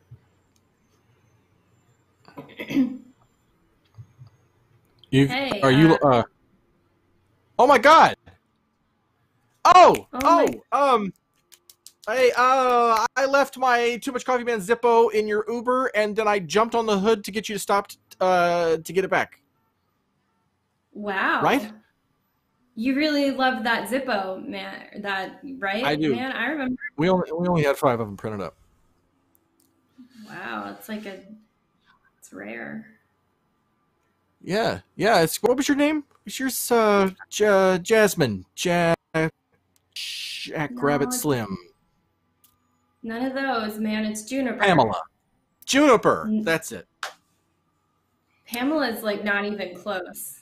But that's. Do I look like a Pamela? No, not at all. This is Octo. He's starring. We're just shooting a little movie here today. Listen, did I get like? Was I on a scale of 1 to 10? Was I like a 7 or an 8 wasted when I was in your Uber there? Would you say I was 4 or 8 sheets to the wind? I mean, like, you didn't like make a mess, so I didn't have to like slam you with that like big drunk fee. Okay. But like, you were pretty out there. You jumped on the hood, but like, you didn't do any damage. I figured Okay. it was just Good like thing. like this is LA on a Saturday, man, right? Like that happens. I just love to jog Uber drivers' memories. All right, well, listen, this is great. We're about to go. You want to go see where we're shooting and tag along with us? We're about to Oh go. yeah, You ever like been on a movie set like before? ordered all this food, and I'm just like, I'm here to deliver it. Should I just like leave it somewhere? Yeah, just set that down right here. Just these are the craft tables right here. So just set all Well, this. let me you get just the hold on, donuts, let me just like let him know that like I delivered it. I'll like take a picture and like. honey buns. Do you like honey buns? We got frosted and unfrosted honey buns, and we got. Man, I love buns. They're Thanks. good. I imagine in this moment, as you're talking about honey buns, Cassie comes around the corner. She's got coffee in one hand, honey bun in the other, and she's come to like check in on Joe. She saw him like 10 minutes ago and he seemed fine, and then he disappeared, and she's casually weaving through the crowd, eating this snack and drinking her coffee, pretty relaxed. But I think she sees Juniper and stops dead in her track because she knows this girl. The last time she saw this girl, there was a dead body and a demon spirit. And she does a double take looking between Juniper and Joe, just over, I imagine, Joe's shoulder. So Juniper can see her, but maybe Joe hasn't noticed yet. I think And Octo is she like sees standing Octo's behind wave, Joe like, because he knows everybody. hey, Octo. Oh, hey Cassie, how's it going? Good. I wasn't expecting to see you on set. Yeah, crazy thing. I'm the star of this entire movie. She splutters into the coffee cup. I had Real- this really intense audition, and I just, I went places that I don't think I've ever gone before. Tapped into something primal, That's great. It's cool. Yeah, it was really cool. An audition with Joe and No, it was this other guy at the top of this like super tall building. I can't remember his name. He said I reminded him of Nicolas Cage, and I wanted to like, throttle him, like how dare you? right. Nothing like Nicolas Cage, right? But then Nothing like then I got Nicolas Cage. cast. Thank you, Cassie. I really Way appreciate more like that. Keanu Reeves, right? Or I wish you hadn't have said that. That's all right. It's all right. I'll show him. I'll show them all. hey, you could be the next Tom Cruise, right? Yeah. Oh, yeah, I could. one way But it or wasn't another. Joe's idea to put you in the film? Well, I mean, yeah, we've been working on it, of course. And Joe's a genius, you know. Yeah, he thinks on. He's thinking like 9 levels deep, you know, like all these Sure. layers. It's like an onion. Making deals with some strange people, right? Well, you know, like everything's strange in this city a little bit. So, you know, we're just doing. You know, you gotta rub some elbows, I guess. What are you You been doing here, talking it? Cass? Well, you know, hanging out. You been talking to anyone new? And she's gonna offer Octo like the other half of the honey bun because she hasn't got anything else she can offer him. But Octo Oh, gets hungry, right? thank you so much. I love honey buns. I haven't had one of these in and sort of trails off.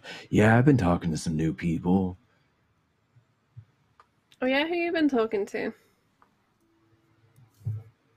You know, my line of work, my other line of work, meet all kinds of people just walking down the street, wanting to have conversation.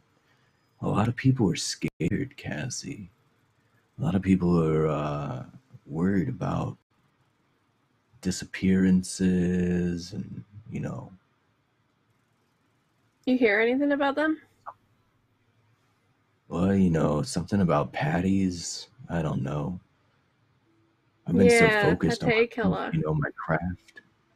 Mm-hmm. Pate killer. Would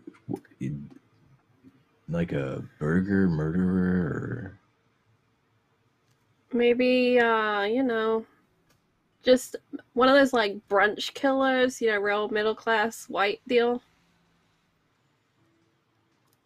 I don't know. I'm actually trying to figure it out. You didn't hear anything though, and then all those people that were scared, they didn't say anything to you? you know, like just to watch out.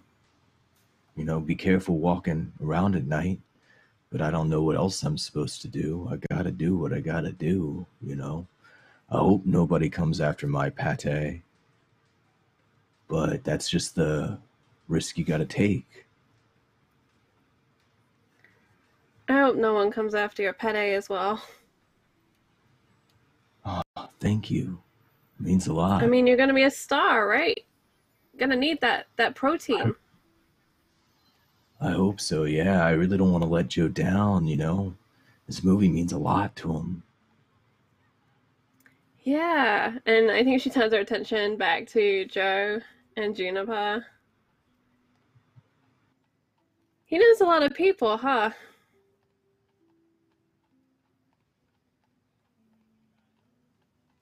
Hey Joe, how are you doing? You keeping all right? And she kind of pats Joe on the shoulder. Now that she's got a free hand, Yeah. it's a slightly sticky from the honey bun, but it's fine.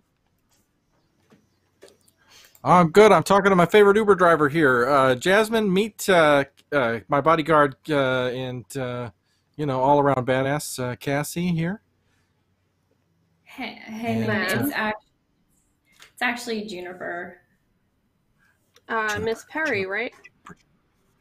Oh yeah, that's so formal. Hello, Miss Cassie. What brings you to set today?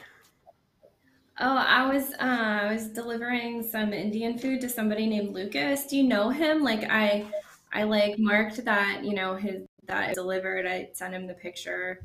I don't know if you know him. He's probably like real hungry by now. I'm sure I can find him. Yeah. Thanks for dropping off the food. And she's gonna reach out to take the Indian from you. Oh, can we just leave it on this table though? Like I already took the picture and Lucas needs to know where to find it or else I won't. Yeah, sure. Yeah. That's like Is that everything you had to do on set today, Juniper? I think so. I don't remember if I don't think I was supposed to do anything else. I mean, I just dropped off the food. Why? Do you want me to do something? Like, do you have Do you have an order? Do you need a ride? Not right now. Are you but, now? you're right, Are you Joe? now, or have you ever been a member of the Communist Party? Like, Oh, boy. right. Oh, boy. Yeah. No, man. You ever attended any meetings, subscribed to any letters, anything like that? Cassie's going to want to know. I Thanks, Joe. subscribe to things, but like nothing like communist. But like, you know, I've subscribed to things before, other things. I'm just Right? stunning I you. I'm think just that's stunning you. when Ida would kind of come into the picture. It's just exactly when they're having this conversation about communism. I think she walks in with like a black coffee and 2 cookies. She sticks 1 cookie in her mouth and she holds the other cookie up to Cassie. And she's like kind of gives her the look like, please eat this cookie out of my hand. I bought it for you. Cassie And takes it, puts it in her mouth. After you take the cookie, she just kind of like stands there with her coffee. Like she doesn't say hi to anybody. She's just there, literally just like listening to you all talk about your communist parties affiliations. No, man, no affiliations. Like, you know, I subscribe to things, but like nothing communist. Like not even anything red that I can think of off the top of my head. Tommy, Yeah. can I put a face to a name for Lucas? I really want to help Juniper solve this food issue. Okay. Yeah. Roll with mortality. All right. This is what our game is about, uniting Lucas with his Indian food. And I'm Lucas gonna took the lid off? I'm gonna use a reroll. That's how bad he wants to help solve this problem. Uh-huh. Nope. You have no idea. You have wow. Don really struggling there today. It doesn't help that you have a -2 to mortality. You have no idea who Lucas is. Just absolutely no idea who Lucas is. If you haven't marked mortality, you can mark mortality on your thing. Although I think you gotta. Oh yeah. What were you I gonna was say? just said you did get your advanced earlier, so yeah, you probably have mortality open. But yeah, go ahead. Yeah, he'll just say to Juniper, like just sort of stepping back, he'll be like, "Oh hey Ida, Junie, I'll go find Lucas. I'm sure I can find him around. I'll be right back." And he like turns and starts to walk off towards the trailers. Oh, bye. Oh, No, you go, Tommy. I try to collect Octo. Yeah. And as you collect Octo, you one of your sort of location scouts returns. There is a name. There is a proper name for that job. I just don't have it memorized. There's a billion jobs in the film industry. Location manager. Location manager. There we go. Yes. Comes back and is like this sort of like young, like 30s man, sort of bright, short hair. Just a little bit too chipper for a cemetery, to be honest. He's just like, okay, so Joe, I found us the perfect location. It's a little bit of a walk that way. And, it might, we might have a few difficulties getting, we got to walk some of the equipment out there. It's sort of one of those parts of the cemetery where like they don't really have established roads because it's like super old. And so like they didn't really build roads. But like, it's a great location. It's perfect. It's exactly what your vision is. Great. I want you to make sure that they bring 12 C-37s, 6 popsicles, and make sure I've got plenty of scratch and sniff stickers. And and stay away from Crafty until 1 o'clock. I want to make sure that we get this shot. We're going to lose the light. And I'm just going to talk to the actors on our way out there, and then we're just going to camp it while y'all set up.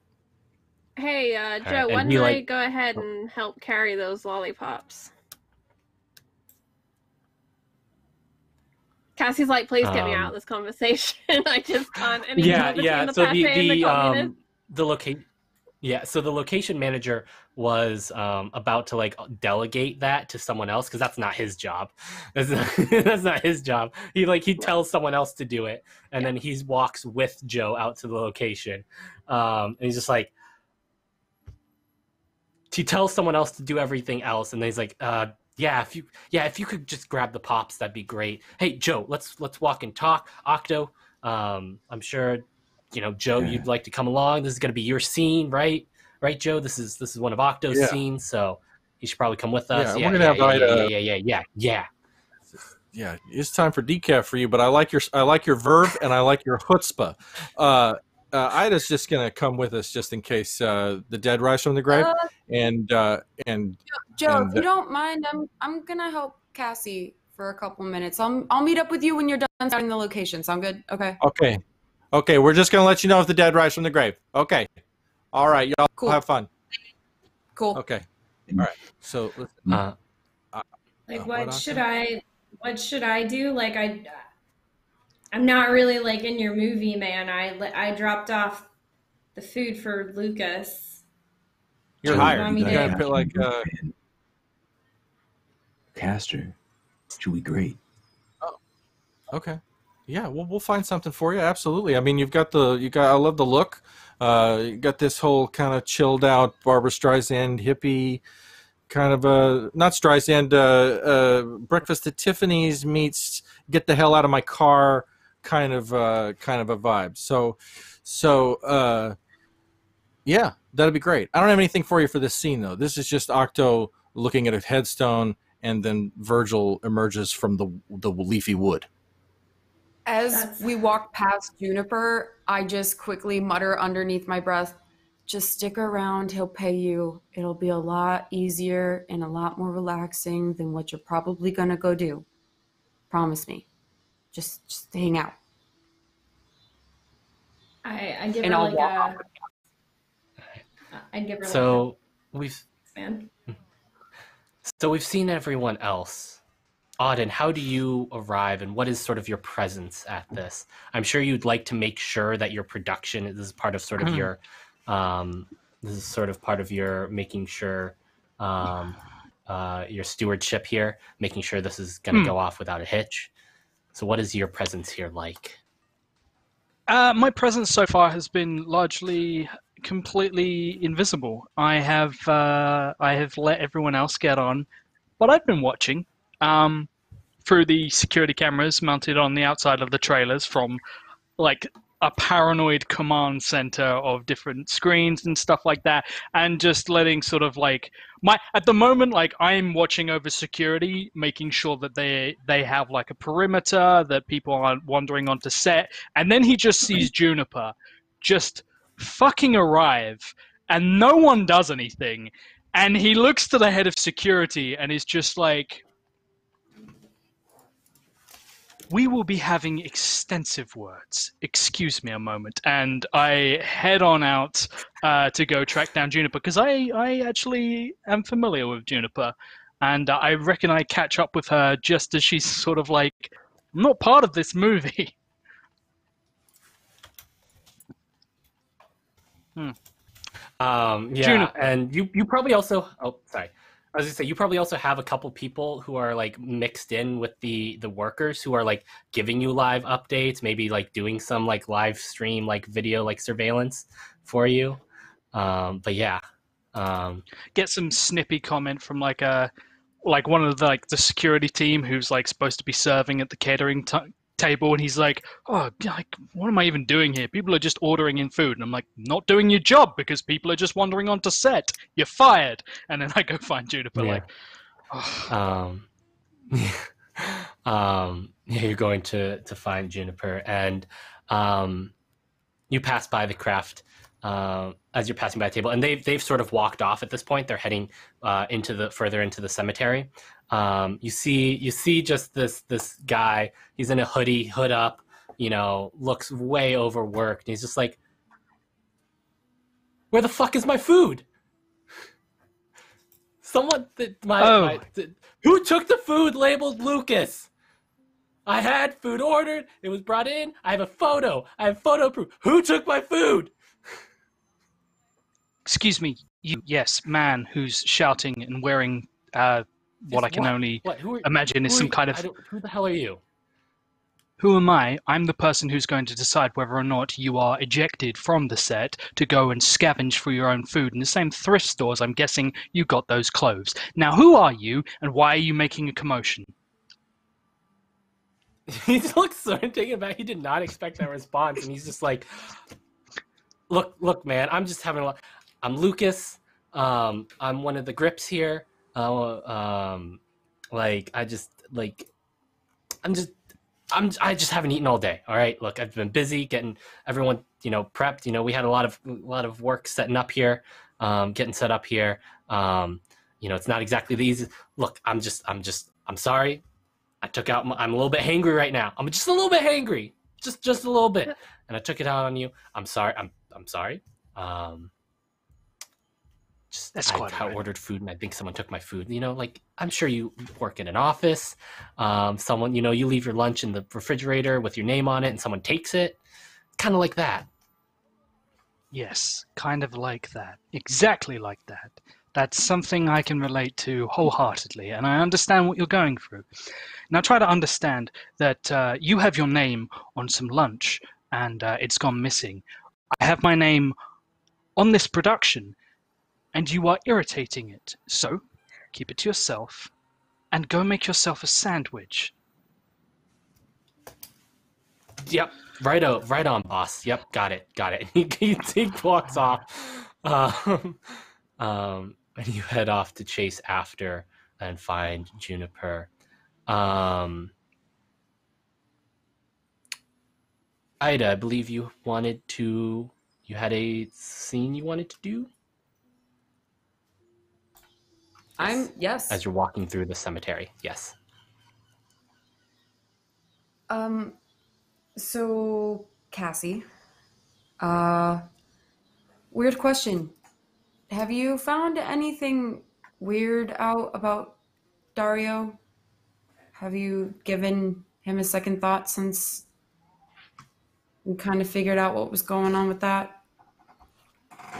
And as we're walking, I want to be walking the same path I walked in my vision. I want to see if I can casually find that angelic statue somewhere in the cemetery. That is my goal. Noted. Gotcha. You're heading in generally the same direction as Joe and the rest of the crew, so. Yeah, I'm keeping some distance. Mm-hmm. I mean, I did some digging. I spoke to Donna. She said the bodies were getting taken somewhere else to be processed. He was, I don't know, some guy. This is the thing, is all these people are people who live these lives, but they're not significant enough that anyone is digging very deep. No, but Cassie, this is the one that you dig on. Something's weird. I mean, Something's weird about this one, Cass. I have some feelings about Ursula. I think something's going on. And normally I wouldn't give a shit. You know that. But this one's weird. I think it has to do with a lot of the visions I've been seeing. And I'm a little nervous this time. No, I to do with Ursula. Covered in fire. I haven't seen anything with her specifically, but she's been real vague with me. She's been kind of beating around the bush. She tells me that my only project is Auden, but I barely needed for him. He's always busy. I'm only there for an hour or two at most, even when I do help him out. She hasn't told me nothing. I haven't had new projects, new jobs, nothing. Do you think she's blocking you or distracting you? I don't know. And that's the thing. And I'll kind of like pull out my wallet and out of it kind of like flash the access card. I got this, and I'm hoping it might prove useful if we need it, and I'll put it away. But, I mean, I can't find anything about him. Nothing. Not besides he I mean- disappeared. That's the same thing for me, and you remember when I looked into Auden the first time? Same thing there. There are people in this town that you just can't get answers for, and I did find out one thing. After we hung out and everything happened, I went down to Koreatown. And it was weird. I made a phone call because I still felt strange after what happened when we found that guy, Dario, and it was like she already knew what was wrong, and it got all fixed up. But she said something. She said it was it could be okay. She said it could be this fox spirit thing. Or she hoped it wasn't a fox spirit thing because it's really fucked up and it's like this mischievous thing that just rips through and causes chaos. And if it is that, I should stay the fuck away from it. I don't know if this is available to people who are not physically present, but can I put a face to a name to see if I know who she's talking about? About this person in Koreatown who tells her, oh, you're muted here. You did. Yeah, you can put a face to a name, sort of once you've heard them or interacted or seen them. Yeah, you can put a face to a name to anyone that your character has become aware of, essentially. Okay, cool. What do I add? This is going to be power. You're rolling with power, and if you have not marked power, you are going to mark power. I got a 4 plus 2, which is 6. I would like to use one of my rerolls. All right. And I got Snake Eyes plus 2, which is a 4. Oh, I have no idea boy. what you're talking about. You still get to mark power. You don't know who this is. You don't know who this is, and you're like, I'm not going to choose you. Owe them. I think this is a case where you don't know who they are. So you're not familiar with the name. Okay, so this is a spirit. You're saying this person, whoever you talk to, which is a conversation we'll have later, told you. So wait, are you saying that the spirit killed Dario, or the spirit's causing the problems? The bodies, they're all fucked up in the same way. They look like animals have been at them, like a small dog. And I was talking to her about this, and she said that this Kumiho, I don't know, it was something like that. She said that it's like a fox spirit, like a wild, crazy thing, and it blitzes through, and it's real dangerous. And it's something that could be used, or she said it was bad. I said she should keep an eye out if that is what's going on, and she said she would. It's crazy, but it is something. It's not a normal. It's not a person. Whatever this is. Well, this isn't. Would Ida know if spirits need to be conjured, or if this when Cassie's talking about spirits, would I have some information about what could bring on a spirit or how one is formed? Yeah, you could roll me spirit and see what you know. I have a 2 in spirit. 5, 6, 7, 8. I got 8 plus 2, which is 10. All right. So, this is just kind of a general spirit roll. I mean, spirit is a term. Sorry, I need to. Excuse me. You're fine. I think I swallowed a piece of dust down the wrong way. Hydrate. See? So, spirit is a term that is used very loosely and improperly in general, and it really depends on sort of the culture you ask, right? Spirit could be anything from like sort of the soul and like bits and pieces like that, to, you know, supernatural, like nature spirits, beings that are just generally not categorized as sort of like earthen, like, or, you know, like physical beings. So, but I will say that I think with that role, you've come across, you don't know a ton, but you have come across the name of Kumiho before in your studies, perhaps in one of your books, your many books, and you know that um, they are sort of natural spirits that like a lot of Asiatic spirits tend to occur naturally, simply over time or from nature, or through a bond with a human being, right? We tend to create spirits within things. And you've heard that there's not, like, even among folktale, the Kumio is not completely, like, there's no hard, like, this is exactly what it is. It's not like, you know, it's not like we have a hard idea like we do when it comes to werewolves, right? Like, we have a very idea of what it is. There's very few folk tales of it, pervasive folk tales that have existed for thousands of years, but there's only a couple of them, and they tend to contradict exactly what the Kumiho, how it comes about. But what is known is that it is a fox that has sort of become a spirit that has lived for a long time and lived for millennia. And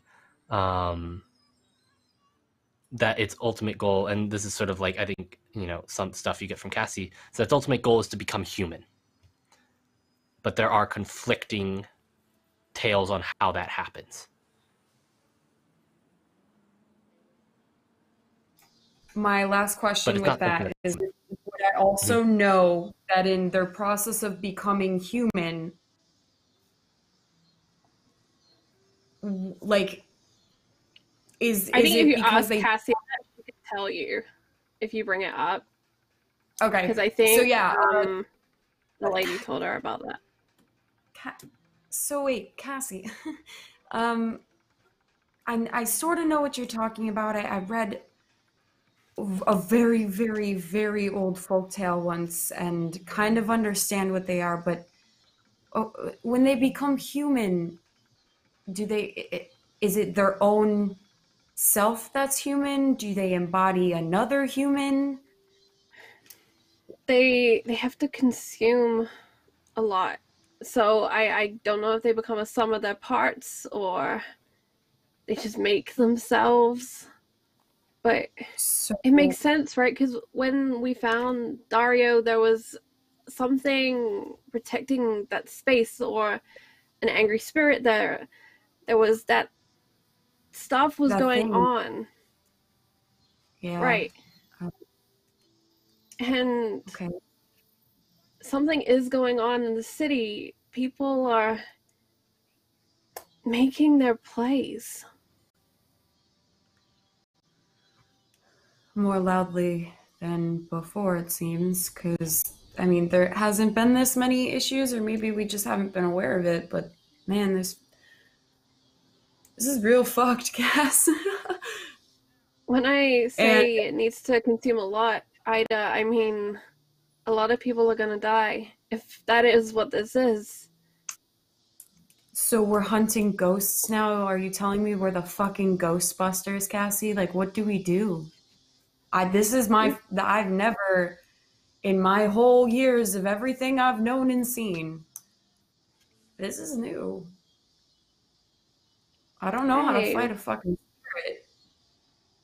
We didn't know how to fight a fucking vampire, but we made that work once. I mean, we didn't win, but we survived. As we're having this and looking around, do I see that statue yet? So you don't see the statue yet. What you do see, approaching from back where all the where he's back from where all these sort of the set and the cast and the crew equipment and the cars and all that staging location. There we go, the staging location. You see Auden going along, and Speak Auden, you of devils see and Cassie and demons. Ida up ahead. Cassie, please just, I know how you feel, just for my sake, can we just keep ourselves composed today, because I'm also at a point where I need to have words with him. So imagine I'm But- holding a clipboard and I'm looking at a set of names that I recognize, and I'm trying to place as to what exact role they have on set.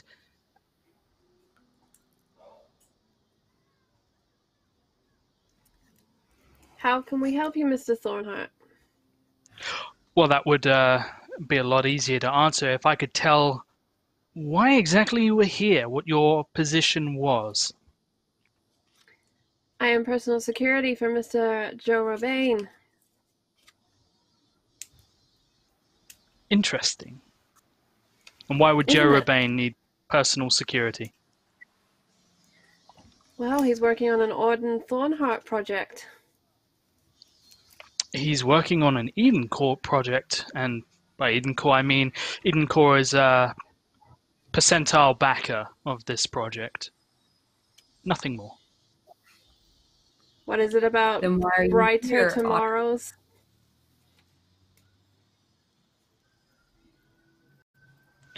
You Your never brighter leave your tomorrow. Go ahead, Ida. I'm sorry. No, I was waiting No, for him to it's respond. probably better I don't say what I was gonna say. All right, I Ida, think Ida, go ahead. I think she realizes the tension, and I think that's why she's like kind of like,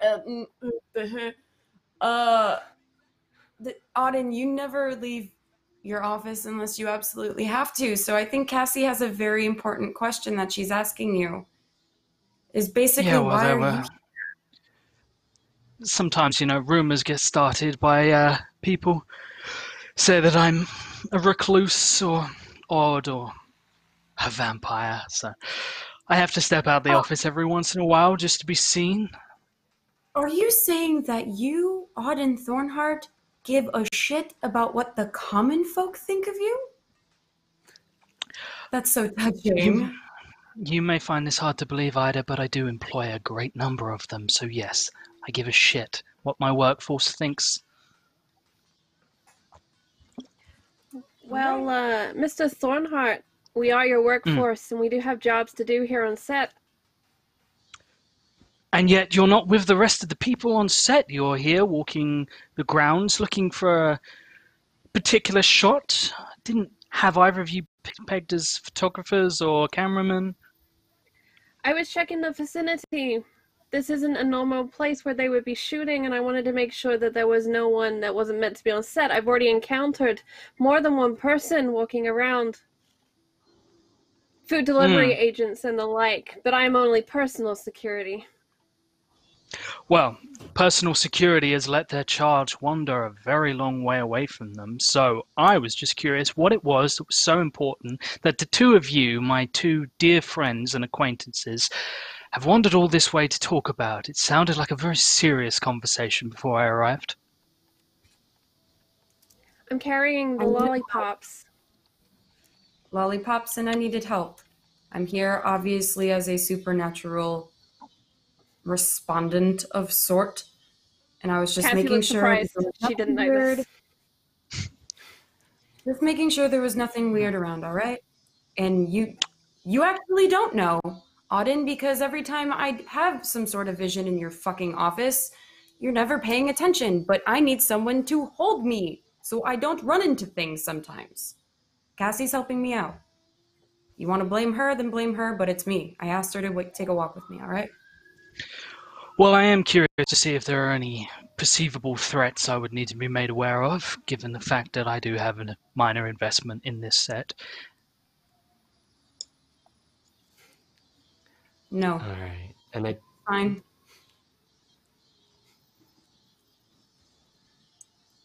Do you And have I any other think it's at questions? this point- We're on our way to do our job. I'm sure we can catch up when you're not so busy. all right. I think it's at this point that you're drawing closer, and you've passed by a few small cups of woods every now and then, and you're getting into the older parts of the cemetery, and it's becoming much more familiar at this point. You've seen sort of like maybe not with clear detail, but this general setup. These old sort of large tombstones, each one handcrafted, and they don't follow a straight line. Some of them sort of curve around, and some of them are just sparse throughout. And you begin to spy the back of the forward party with Joe, Octo, and Juniper, and location manager, who we have not named yet. No one knows the name of yet. And it's at this point that you pick it out. You cannot miss this. It is the large, like it has sort of a base plinth, sort of for the angelic statue. It is a singular large grave. Now, Joe, Octo, and Juniper, the location man, is like, okay, so my idea for this shot, for my location, like Virgil's grave, probably one of these smaller gravestones around here, right? Maybe something a little more simple, right? Probably nothing too ostentatious. But you have that, and as he looks over, he's sort of like, at this point that he's noticed that there are two people over there. There's one person who has sort of draped herself across the base of the angelic statue plinth, and another person who's got a camera that's kind of like like sort of amateur, like semi-professional photo. And the person at the base is sort of like leaning back, and she's wearing sort of like sort of this like dark, like black garb, not like heavy goth, but goth-esque, sort of like black shorts with like these long black stockings with sort of this lace embroidery on it, and like sort of religious imagery, sort of like there's like a cross down across the front, and it's all sort of this like semi-transparent sort of gauzy sleeves, black top, but she's got like strawberry blonde hair. She's got a real kind of like pale Blake Lively look going on. Blake Lively, right? That's her name. Blake Lively, yes. Real pale Blake Lively look going on. And she's just, every now and then kind of doing, and she's like, they're right in your shot. Like if you're looking at this and you're looking at Octo looking at this thing, like they're going to be in your shot, Joe. Like you're just, and just the photographer isn't taking a photo of all of you, by the way, for if there was some confusion. The photographer was taking a picture of her leaning against this statue. But they're going to be in your shot, Joe. Hell. Well, we got some pictures. I mean, I love your idea, kid. Like I said, I love your spunk and your verve, but your pep. But they're in our shot. I don't know. Kick them out here in a second, but I like where you're going. This will be in the back. This big giant one can kind of be in the back, and then she has this kind of simple one here, and we'll comp in the name. It's a double H. So yeah, I think that'll work. Yeah, and we've got the rights to work here. They clearly probably don't. I don't know, some sort of Instagram model, it looks like, whatever. The influencers are a dime a dozen these days. Don't. Right. Don't say anything about this. They're always asking for free stuff. I'm sure they'd love some free publicity from this. So I know you're going to want to, but I wouldn't recommend it. And we've got this beautiful group of California oaks over here, which is going to be perfect for the little scene, for the Virgil coming out of the woods sort of scene. Yeah. I love that. Wait a second, though. What if we leave them in the shot? Like, we don't even explain it. We just leave them there, so they're thinking, like, what's that mean? And then later on, we circle back around. And they're in hell. Yeah. Right? Yeah, man. Right? Yeah, it's the movie, right? Well, Hey, I mean, Joe, there needs to be a surrealist bent to the whole thing. Sorry, go ahead. What? Are we shooting tonight or are we shooting tomorrow? I can't remember. Magic hour. It's magic hour. We're fighting the light today. We got probably just a couple hours before we lose light. So we're gonna get this beautiful twilight shot, and you emerge from the woods, or sorry, you emerge from your car, your 1970 Dodge Challenger, and you emerge from the Challenger, and then you walk to the gravestone, and we're gonna have this whole thing. She watches you. And then you Okay. All right. I'm so glad you asked that question. All right. Look at me. Okay. Look at me. Look at me. Look into my eyes. Okay. All right. I don't usually take my shades off. Here we go. Look at my face.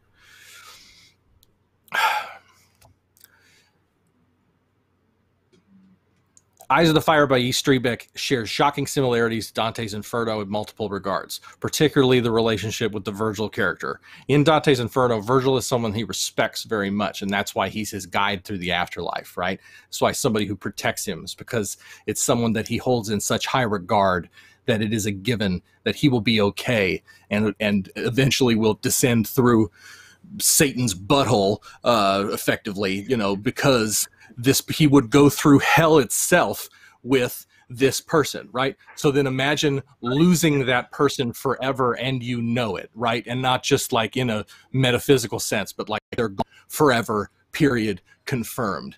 You are so heartbroken at your choices. You're so heartbroken at your opportunities that you let go. You're so shocked that you would allow yourself to treat other people with such astonishing disrespect that he perishes under the weight of it and doesn't know it.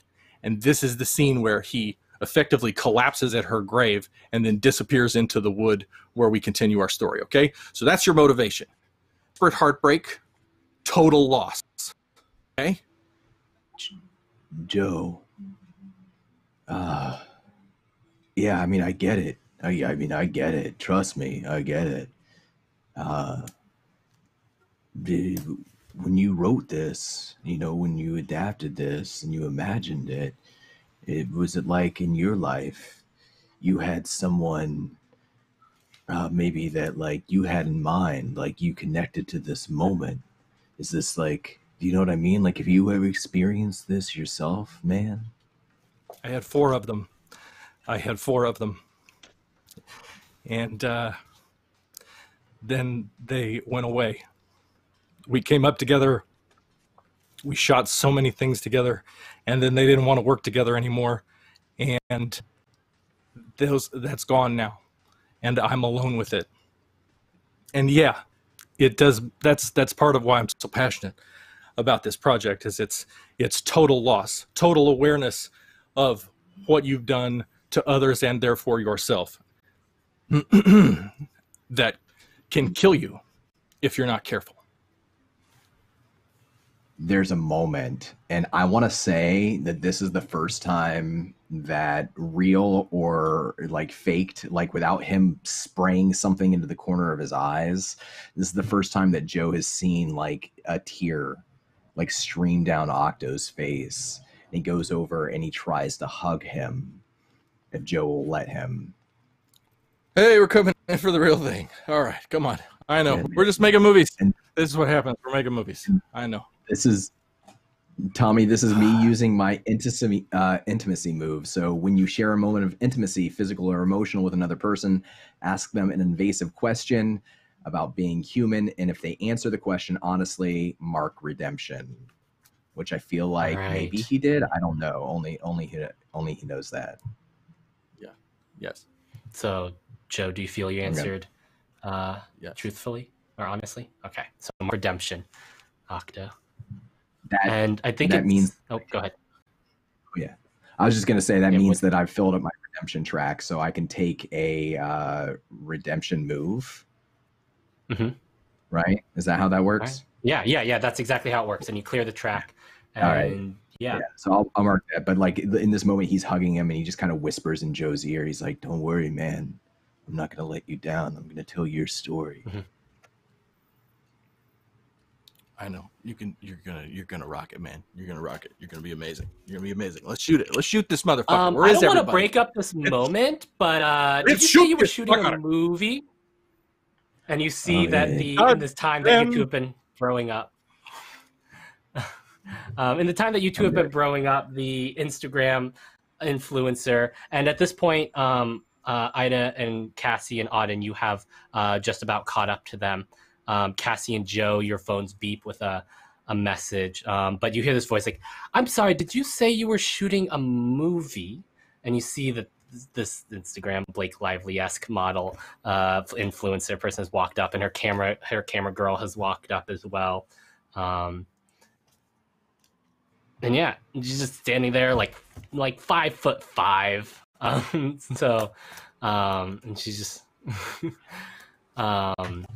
but like sort of arms crossed, like, yeah. I didn't really want to break up your moment there. You look like you were having a real bro moment there. It's a creative moment. While she's talking, can I use a corruption move on her? What is your corruption move? Eyes that you have a burrow. Corruption move already? Wait, you got a corruption move already? Oh wait, no, sorry. Oh crap, nope. I had it marked and I don't know why. That's a whole ass. I was like, I don't have that. Yeah. I got so I was like, I don't think anyone's quite gotten corruption yet. No. I had it checked for some reason, but no, I should have. I think I marked the wrong box when I was marking a corruption. Just check. Yeah. Sorry, go on. Because I know you have corruption. I don't think, because if you've hit a corruption move, that's the thing we need to talk about. Game. No. That's a big moment. I marked the wrong box. That is my bad. I'm so sorry. I'm gonna move that.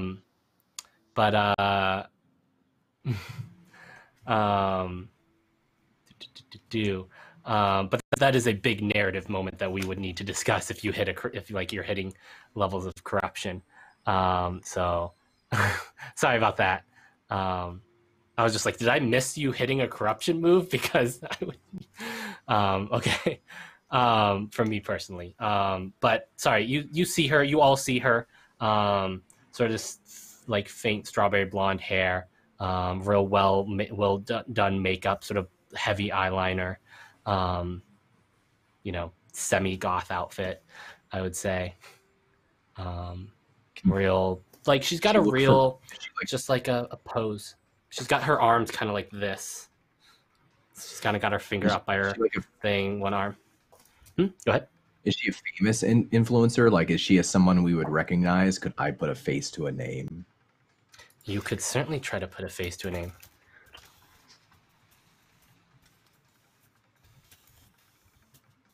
So that is roll with night, please. All right.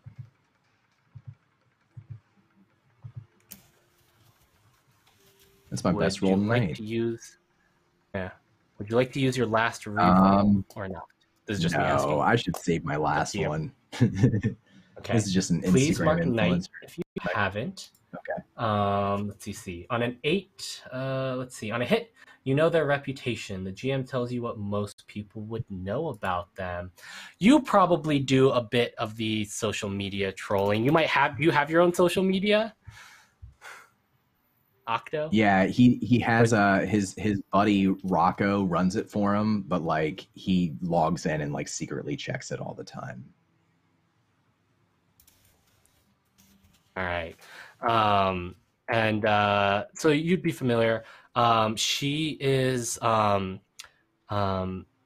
she's a fairly well known. In fact, she's one of the top like 5 Instagram accounts. She's actually just moved. She's actually new to the area. You're gonna guess. You've heard her. Her name is Carmilla, and she's recently moved here from Seattle. In the last few weeks, has been going around the LA scene. She's known for fashion and makeup,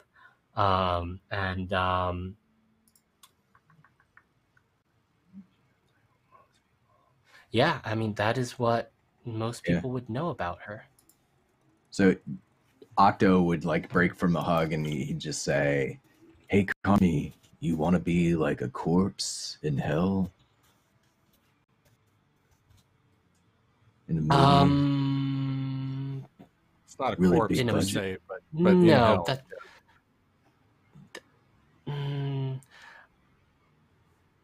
I'm a little too big Hey. for just a corpse. Hey, ma'am, I'm gonna need you to back up about 10 feet, and Cassie is like picking up pace across the cemetery. Mm. And she sees this I'm- chick who definitely is not on her list of people allowed to be near Joe. And she's like, I don't know why you're being so. Sorry, I'm dropping into someone else there. I don't know why you're being so aggressive. I'm just standing here talking to him. Sure, well, conversation's done. It's very nice to meet you. We're gonna be using this location for the next few hours. I mean, yeah, I mean, whatever. I'm just here. I was just doing my thing. You could really benefit from having me on this. I've got like, does anyone know what a large amount of followers on Instagram is? I don't, is it like 2 million? Is 2 million a good number? 10 million? It's pretty good, yeah. Joe. She's got like, we'll say she's got like 11 million followers on Instagram. I've got 11 million followers on Instagram. So you'd really benefit from having me around. Like I take a few pictures here or there on set, get the hype up. Of course, we'd have to work out some sort of, deal here, but I could be a real benefit to all of this. Cassie is gonna glance to Joe to defer to him because it's not actually her job to kick this chick off the set if he doesn't want her kicked off. Look, it's cool to meet you. Congratulations on your 11 million followers. This is supposed to be a really secret set. The particular piece of material, it was a difficult get, you understand, and we want maximum impact when it's released theatrically. And so I'm afraid that we would love an on-set photographer, but I don't need 11 million people knowing that we're making this movie. And contractually, and Cassie can explain it in greater detail, but we're going to need you to make sure that you not repeat anything you discuss about the film in one of those posts. If you want to stick around and take some pictures like you're near a movie set or whatever, like by that light or that truck or that other truck, you could do Tommy, that. As Mr. Urbane says, Cassie can tell you in greater detail. She's just pulled back her jacket a little bit and her sidearm is showing. And I'd like to use my move, do you feel lucky when trying to intimidate while having a weapon? I can roll my move. Okay. So roll your move. I'm going to tell you that in this particular case that you have a -1 on whatever your bonus is. All right, that's 7 then. That is a 7. What exactly does your move do? That is a good question. I closed my hunter sheet. Hold on. I will get back to you and tell you what it does. But yeah, she's essentially like opened it up and she's like, I really don't want to have this conversation right now.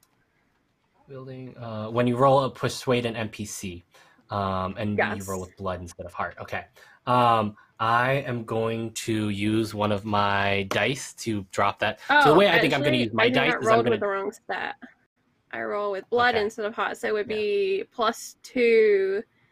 So it would be a 9, including the -1. It would be a 9.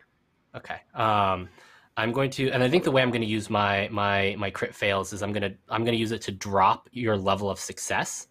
So like I can't drop something like a 12, like a 10 plus to a fail. I could drop it to like a 7 to 9. I'm going to drop your 9 to a miss. And she's like, look, I can tell when I'm not wanted around here, and you're the ones that are clearly missing out. I could have brought you just so many followers, but fine, I can leave. And she walks past Joe. There's a Scientologist building down the block. Maybe they're looking for followers. Ah. And she sort of like does this sort of half-cocked grin, and she walks by you, Cassie, and she stops for a moment. Yeah. Very funny, Cassie. You knew one of my daughters very, very well. And she starts walking off. And that's where we're going to end today's session. Excuse me, back that shit up a second. What just happened to me? And Octo waves to good old Kami as she walks away. You hashtag hell is rad. That's what he calls after her. She's got that sort of walk where she's got kind of like almost the model walk as she's walking off, like one foot in front of the other, right? And she's got like one arm across everything, and she's just like, bye. Yeah. And that's where we end. All right, before we get into our outros, I want to say if anyone has made it this far on the YouTube, damn straight you did. And also hashtag hell is rad. I want to see the comments down below. Hashtag hell is rad. Hashtag hell is rad. Let's go around and do our outros. Tommy, I'm going to cut back to you last. And let's begin with the man with the mane. The man who will be speaking the part of Dante as he descends into hell after Virgil, who is Sandy Newton. The one, the only, Jonathan Fry. Hi. Yeah, I had so much fun. It was great getting back into this. I'm glad that we're all together. I'm excited about the shoot of the movie and to see how all that goes. And as all of the different kind of like loose plot threads, I can already see them. They're starting to weave together, which is really, really cool. Yeah, I had a great time. I can't wait for next week. I'm really happy to be back with these awesome people. As for me, I'm at Jonathan Fry on Twitter. I'm a RPG writer, game master, streamer, etc. Let's see what's going on right now. I'm the Mage Hand Press Dark Matter Kickstarter.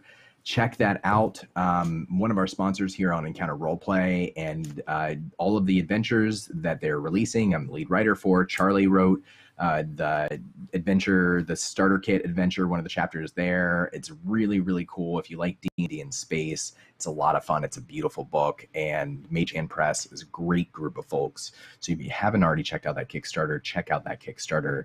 Other than that, I've just been busy working on a million projects, running a million games, recording for stuff coming up in September. So I will wait to talk about that until September. I'm very happy to be here. Thank you all very much. And Don, what is one thing you're looking forward to about Eclipse next week? I am looking forward to Octo trying to act. I think like I care about the mystery, and I want to get hooked more into the mystery. But like the idea that will Octo disappoint Joe? Probably.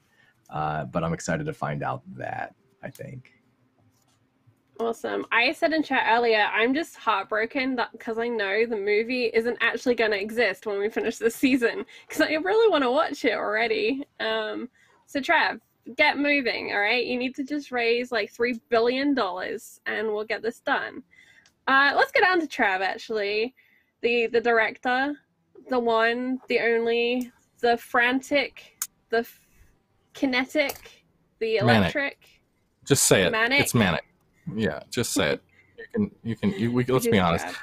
Hi, man. If I was Tommy, I would not agree to run this lunatic game. This is madness. This is some heavy lifting for the DM, and his NPC work is impeccable. It's vivid and hilarious and completely correct for this Technicolor nightmare campaign that we're doing, and I just love it, and I can't get enough of it. Also, Don's a monster. Has anybody fucking thought about that? That he's a fucking monster. That's not okay. He's not gonna disappoint me because he's Legion. What the hell is that? So we're gonna have to resolve that. And I just love everybody's character, and I love. I could go on and on, but we don't have the screen time. I'm Producer Trav. You should subscribe to my YouTube channel, Producer Trav. It's it's good for you. And there's going to be some stuff going up there, some big stuff here coming up in September. So get in early, invest early. I'm really grateful to get to do this. I get to play D&D with Lindy on her channel on Tuesdays. I have an elephant, and I loved. I'm not going to burn my last special reroll on an Instagram influencer. That was my favorite line of the night. It just makes me happy, and I love all your faces. And thank you. I can't wait for next week. Thank you so much, Trav. I don't remember what her name is, but she keeps showing up and she's got like all these jobs and she's still here. But I'm sorry she's still here because she tells us where all the medical stuff goes. It's Lydia Heels. My real job is to just show everyone where your liver is.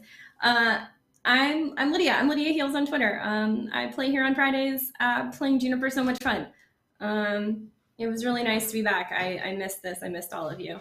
I think what I'm looking forward to next week is maybe getting some more pretend donuts.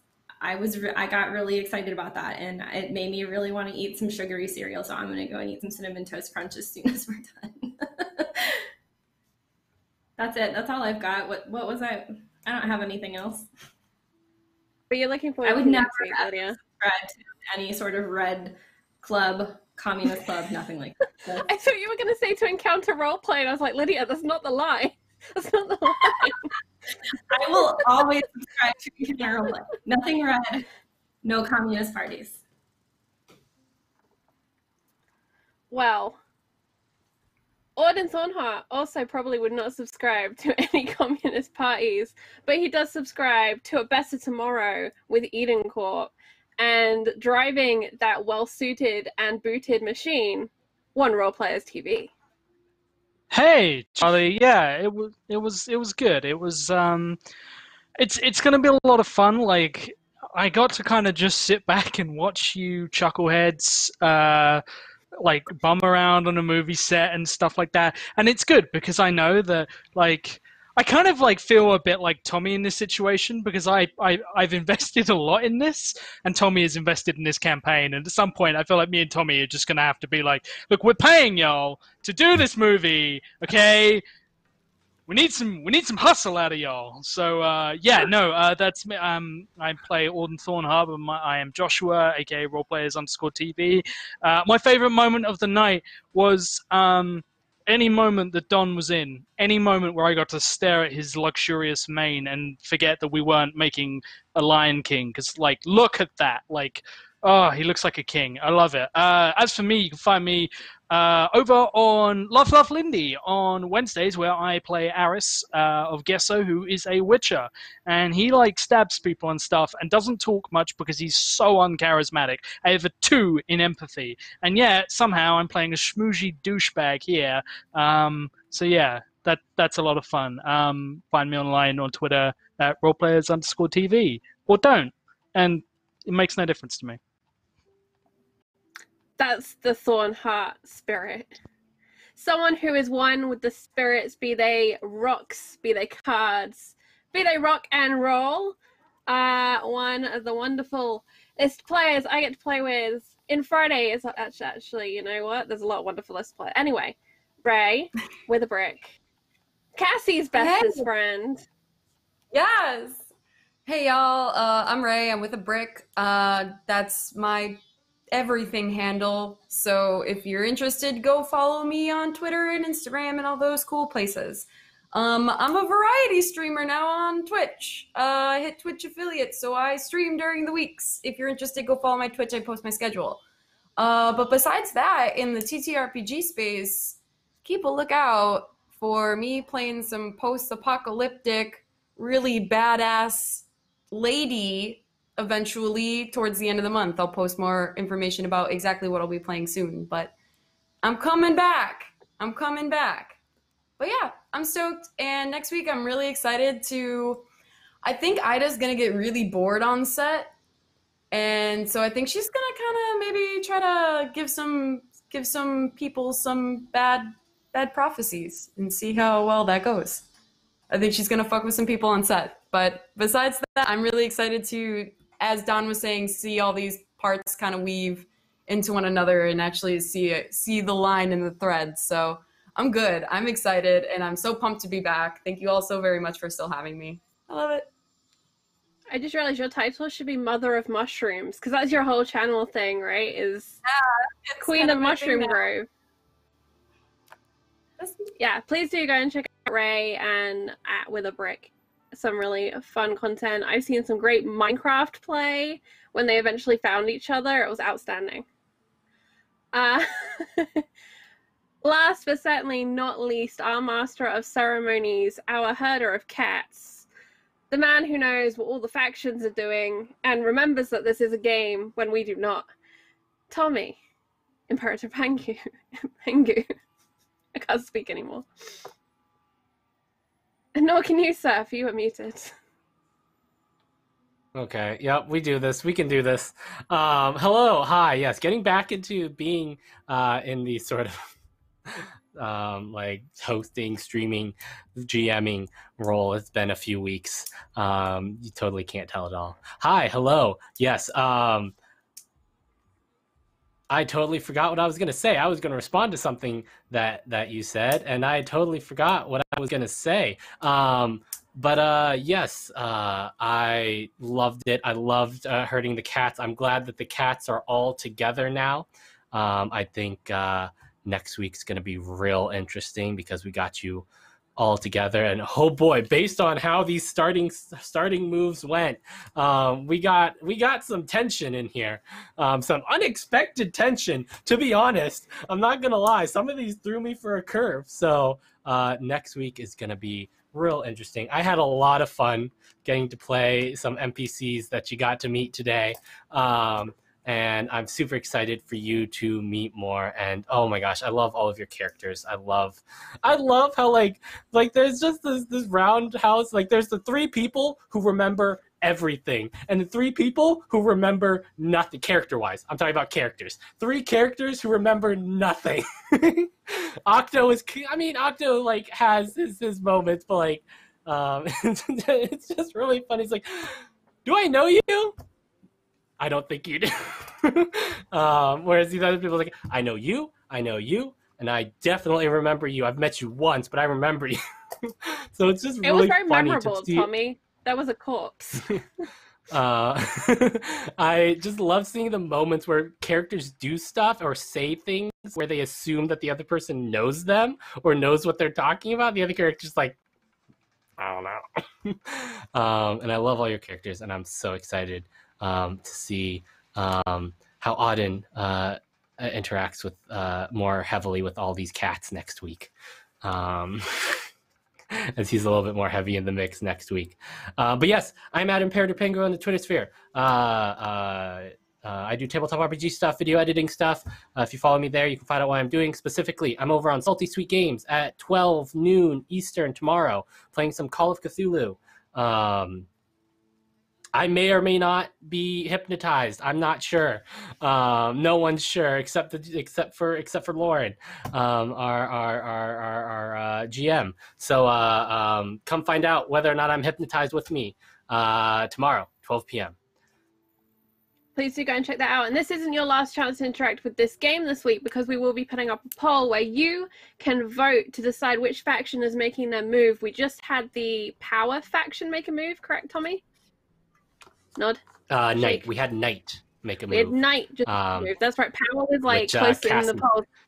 Yeah, which Cassie was the recipient of at the end there. So there we go. Knight just made a move. So we'll have a poll with all of the other factions, and you can vote to see who makes their move. And we will be adding some stuff over on the Discord where you can further interact with the game. Keep an eye out as well on that Friday Night Frights account, Friday and Frights on the Twitter sphere, where you can find us posting up extra silly things about this game. But please, stay in your seats, because we have one last show on this triple show Friday. We have Zweihander, Wild and Chaotic Crew coming up next with their brand new pirate adventure. So be ready to sail the 7 seas as we deep dive into a brand new Change of the Tides. And we go to Wild and Chaotic. Until next week, I still don't have an outro. Please send me one. Thank you so much. We will see you soon. Wild and Chaotic coming up next. Goodbye, everybody. Hold on, I hit the wrong button. Keep going, keep waving. Goodbye, everybody.